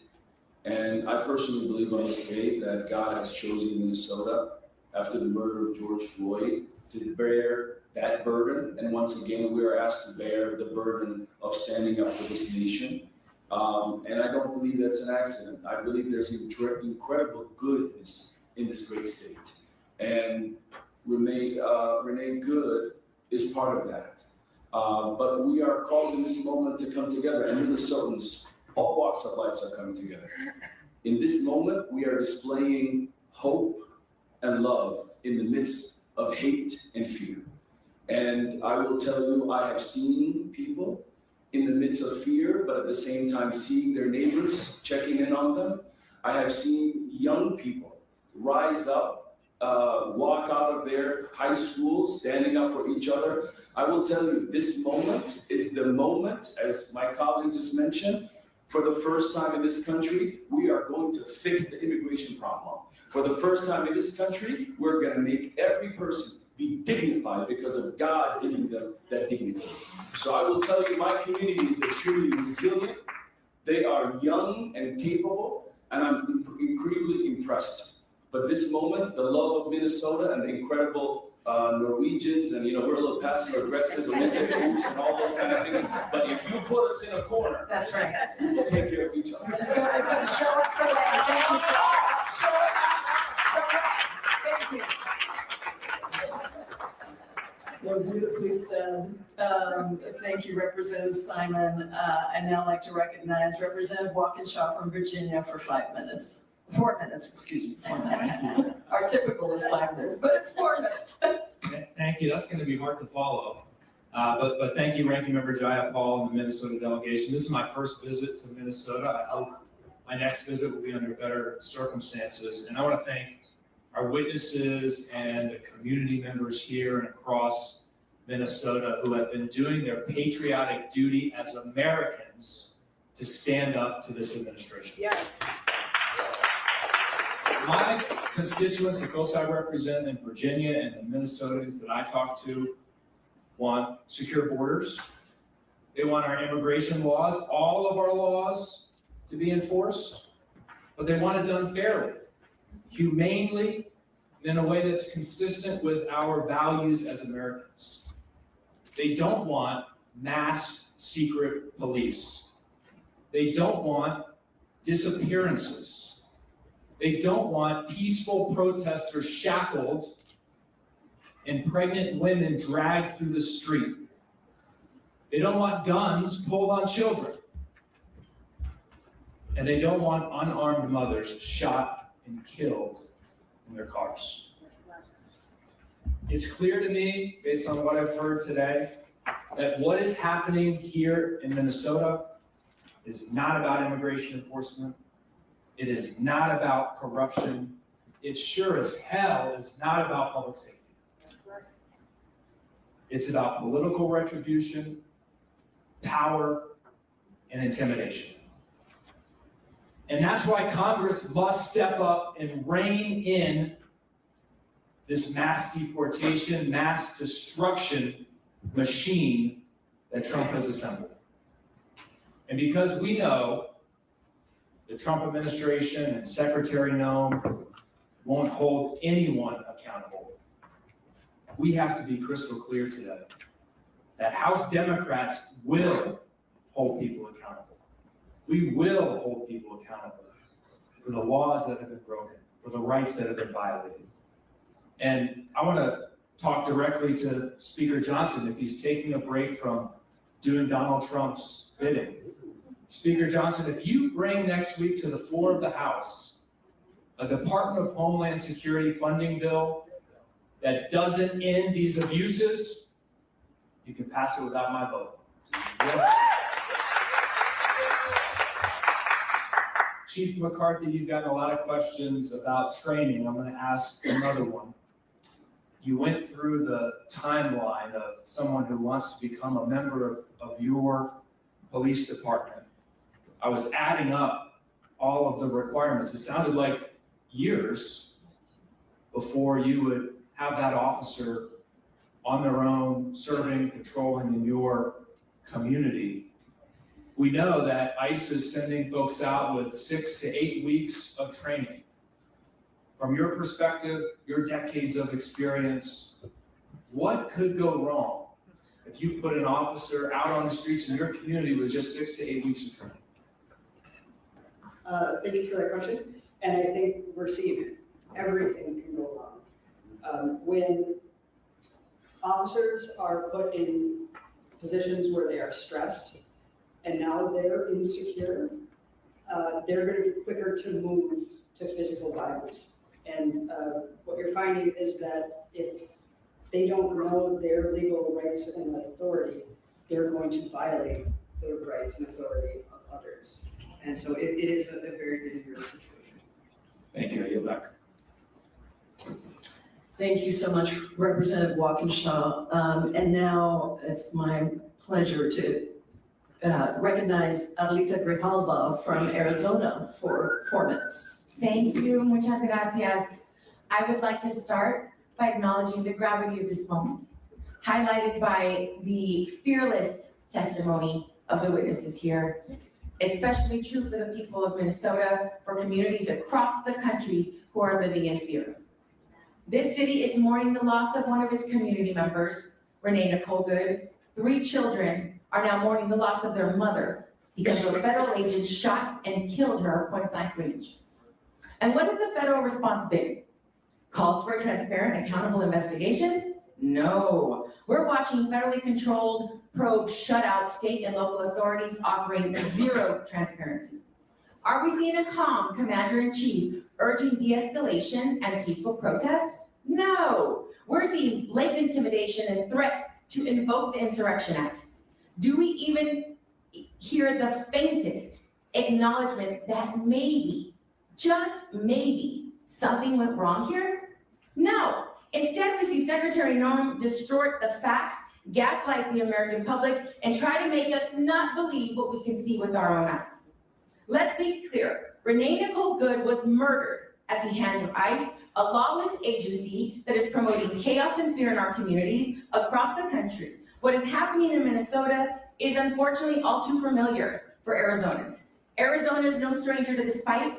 In 2010, the state passed the now Senate Bill SB 1070, the Show Me Your Papers, right? 1070 was one of the broadest, strictest laws of its kind and at the time, and it took effect and made Arizona a testing ground for racial profiling and cruel immigration policies, the very kind that we see implemented across the country today. I represent a district that shares 300 miles of the border with Mexico, where families live on both sides of the border, families have mixed status, and the presence of Border Patrol and immigration agents is a fact of our daily life. But the level of aggression we have seen since Trump took office is truly unprecedented. I witnessed this firsthand when federal agents raided a local restaurant in my district when I showed up to ask for more information to do my job of oversight, tried to de-escalate the situation. They indiscriminately sprayed chemical irritants on the crowd, which included myself and journalists documenting the scene. And then they spun it and gaslighted the community. And what we're seeing here in Minnesota and what I've seen in Arizona is part of that same pattern of intimidation. Federal agents using force instead of restraint, intimidation instead of engagement, secrecy instead of transparency. That is why until significant reforms are made, Congress should not allocate another dime, ni un centavo, to immigration enforcement agencies. Secretary Noem should be impeached for her handling of this incident and for a campaign of terror across the country. We need to make sure that federal law enforcement serves the people, la gente, not terrorize them. We need accountability, we need answers, and that is why we are all here today. to be here with you. I want to thank you for being here, and I do want to ask a question of Ms. Gonzalez Avalos. We've heard the stories of people afraid to go to work, to go to school, to go to the mail. After ICE killed a U.S. citizen here, how has fear spread through this immigrant and mixed status families, and what has this done to the trust in law enforcement? How has this affected their willingness to call the police, report crimes, or seek help when they need it? We have seen that across the board, immigrant communities are deeper in lockdown. They are not sending their children to school, regardless of their citizenship. They're not going to work, and their businesses are increasingly getting shut down. They are making the hard decision. We have also experienced, and we need more information about that, but we have also experienced systemic deployment of I-9 audits in ethnic corridors, in Latino, like ethnic business corridors in the metro and suburban areas. And people are afraid that by submitting something that is supposed to be simple regulatory practice could be weaponized, using further that information to harm more families, even those that might have immigration status. We are hearing hospitals, people are not seeking care, critical care. People are not getting their medication or going to the pharmacy. And people who have made the decision that maybe their way out is going back to their birthplace are afraid to even buy an airplane ticket because they know that there's cooperation in the airports and in the border, even if they're trying to go to their birthplace where they are legible and they can't be there lawfully. Thank you. La gente unida jamás será vencida. The people united will never be divided. Thank you for showing us the way. Thank you so much, Representative Grijalva. And I want to just thank all of the members who have been here, who have participated in this hearing for making this a priority. And I'm going to move to closing statements. I recognize Representative Omar for her closing statement. I join Representative Jayapal in thanking my colleagues for joining us today, grateful to the state and local electeds who testified, to our incredible second panel who have spoken to the brutality that they have experienced. It is clear that our Republican colleagues are not here because they were comfortable in taking money from that would be allocated for food stamps. They were comfortable in taking money that would be allocated for housing. And they were certainly comfortable in taking money that would be allocated in addressing healthcare to try to fund what is now providing the resources for the occupation that we are experiencing here in Minnesota.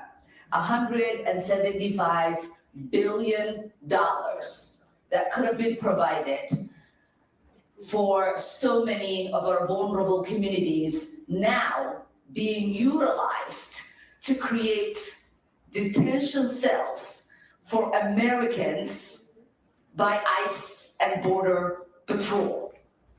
By shooting an American citizen, a mother, in the face, not once, but twice, but 3 times. By dragging a pregnant US citizen on the floor for everyone to watch. And as Representative Aaron Cagle just said to me, is staging 4 ICE trucks in front of Spring Lake High School as kids are being let out for their lunch break. Our Republican colleagues are not saying anything because they are comfortable for people to be terrorized in St. Cloud, Minnesota, where they represent, in Wilmer, Minnesota, where they represent, in Mankato, Minnesota, where they represent. And we've seen what's been happening in Rochester and in Rosemount. This is not just an occupation that is terrorizing people in Minnesota that live in Minneapolis and St. Paul, which they are comfortable with when the president says he's coming for retribution because they think it's Democrats who voted against the president that he's coming after. But it is all of Minnesota. When my constituents call for help, we don't ask them who they voted for, because that is what it means to be an elected U.S. representative. So it is appalling for our colleagues on the other side of the aisle to be okay for the president to carry out retribution here in Minnesota. It is appalling for our Republican colleagues to be okay for there to be cell detations in ICE for American citizens. It is appalling for them to be okay for there to be checkpoints in American cities where people are asked for their papers. And it is appalling for Americans to have to carry their citizen papers only to be told they are not sure if those papers are correct. I don't want to curse, but those of us who escaped places like that, the one place where we thought we would never experience this is the US goddamn States.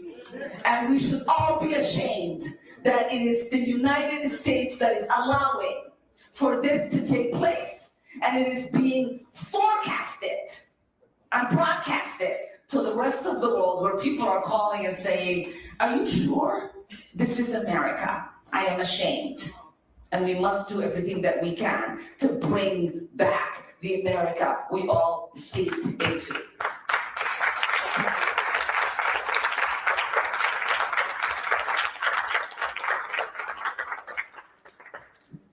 Thank you, Representative Omar.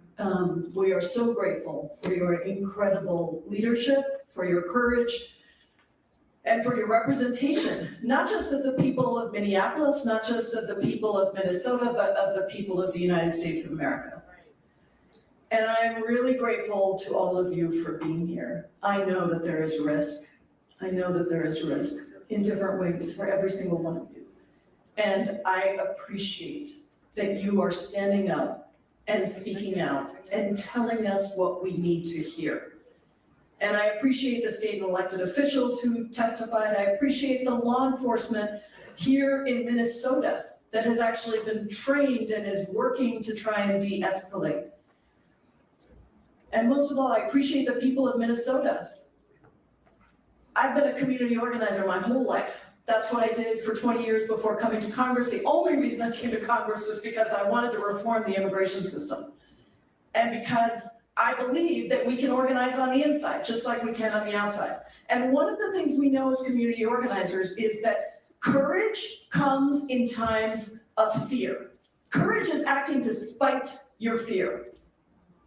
And also that strength comes in times of crisis.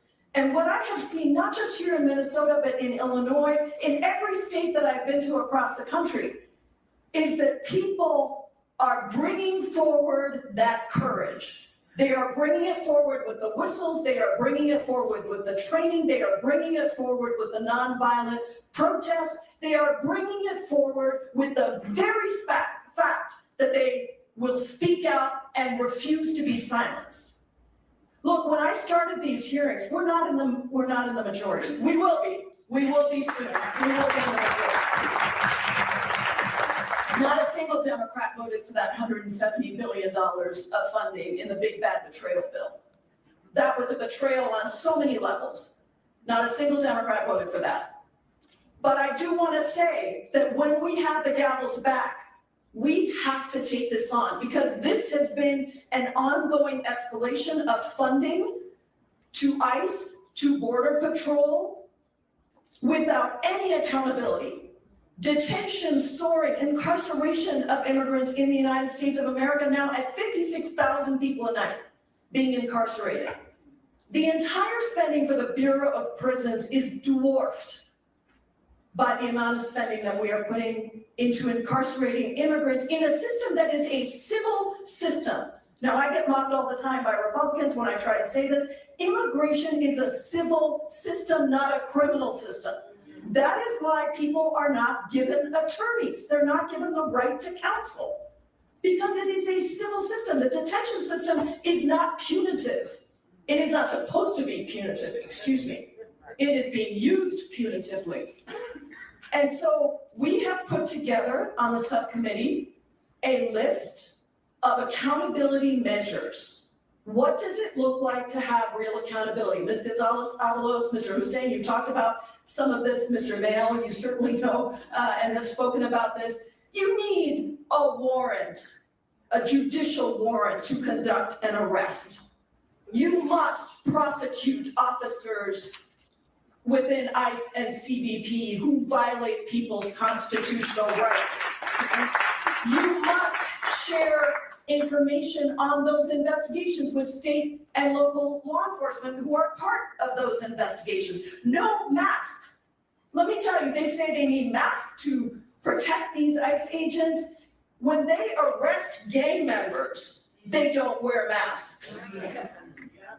You cannot be in our communities unidentified and with masks. There's a whole list of things because the list of abuses is so strong. And what I want to tell you is that without those, I will not fund a single cent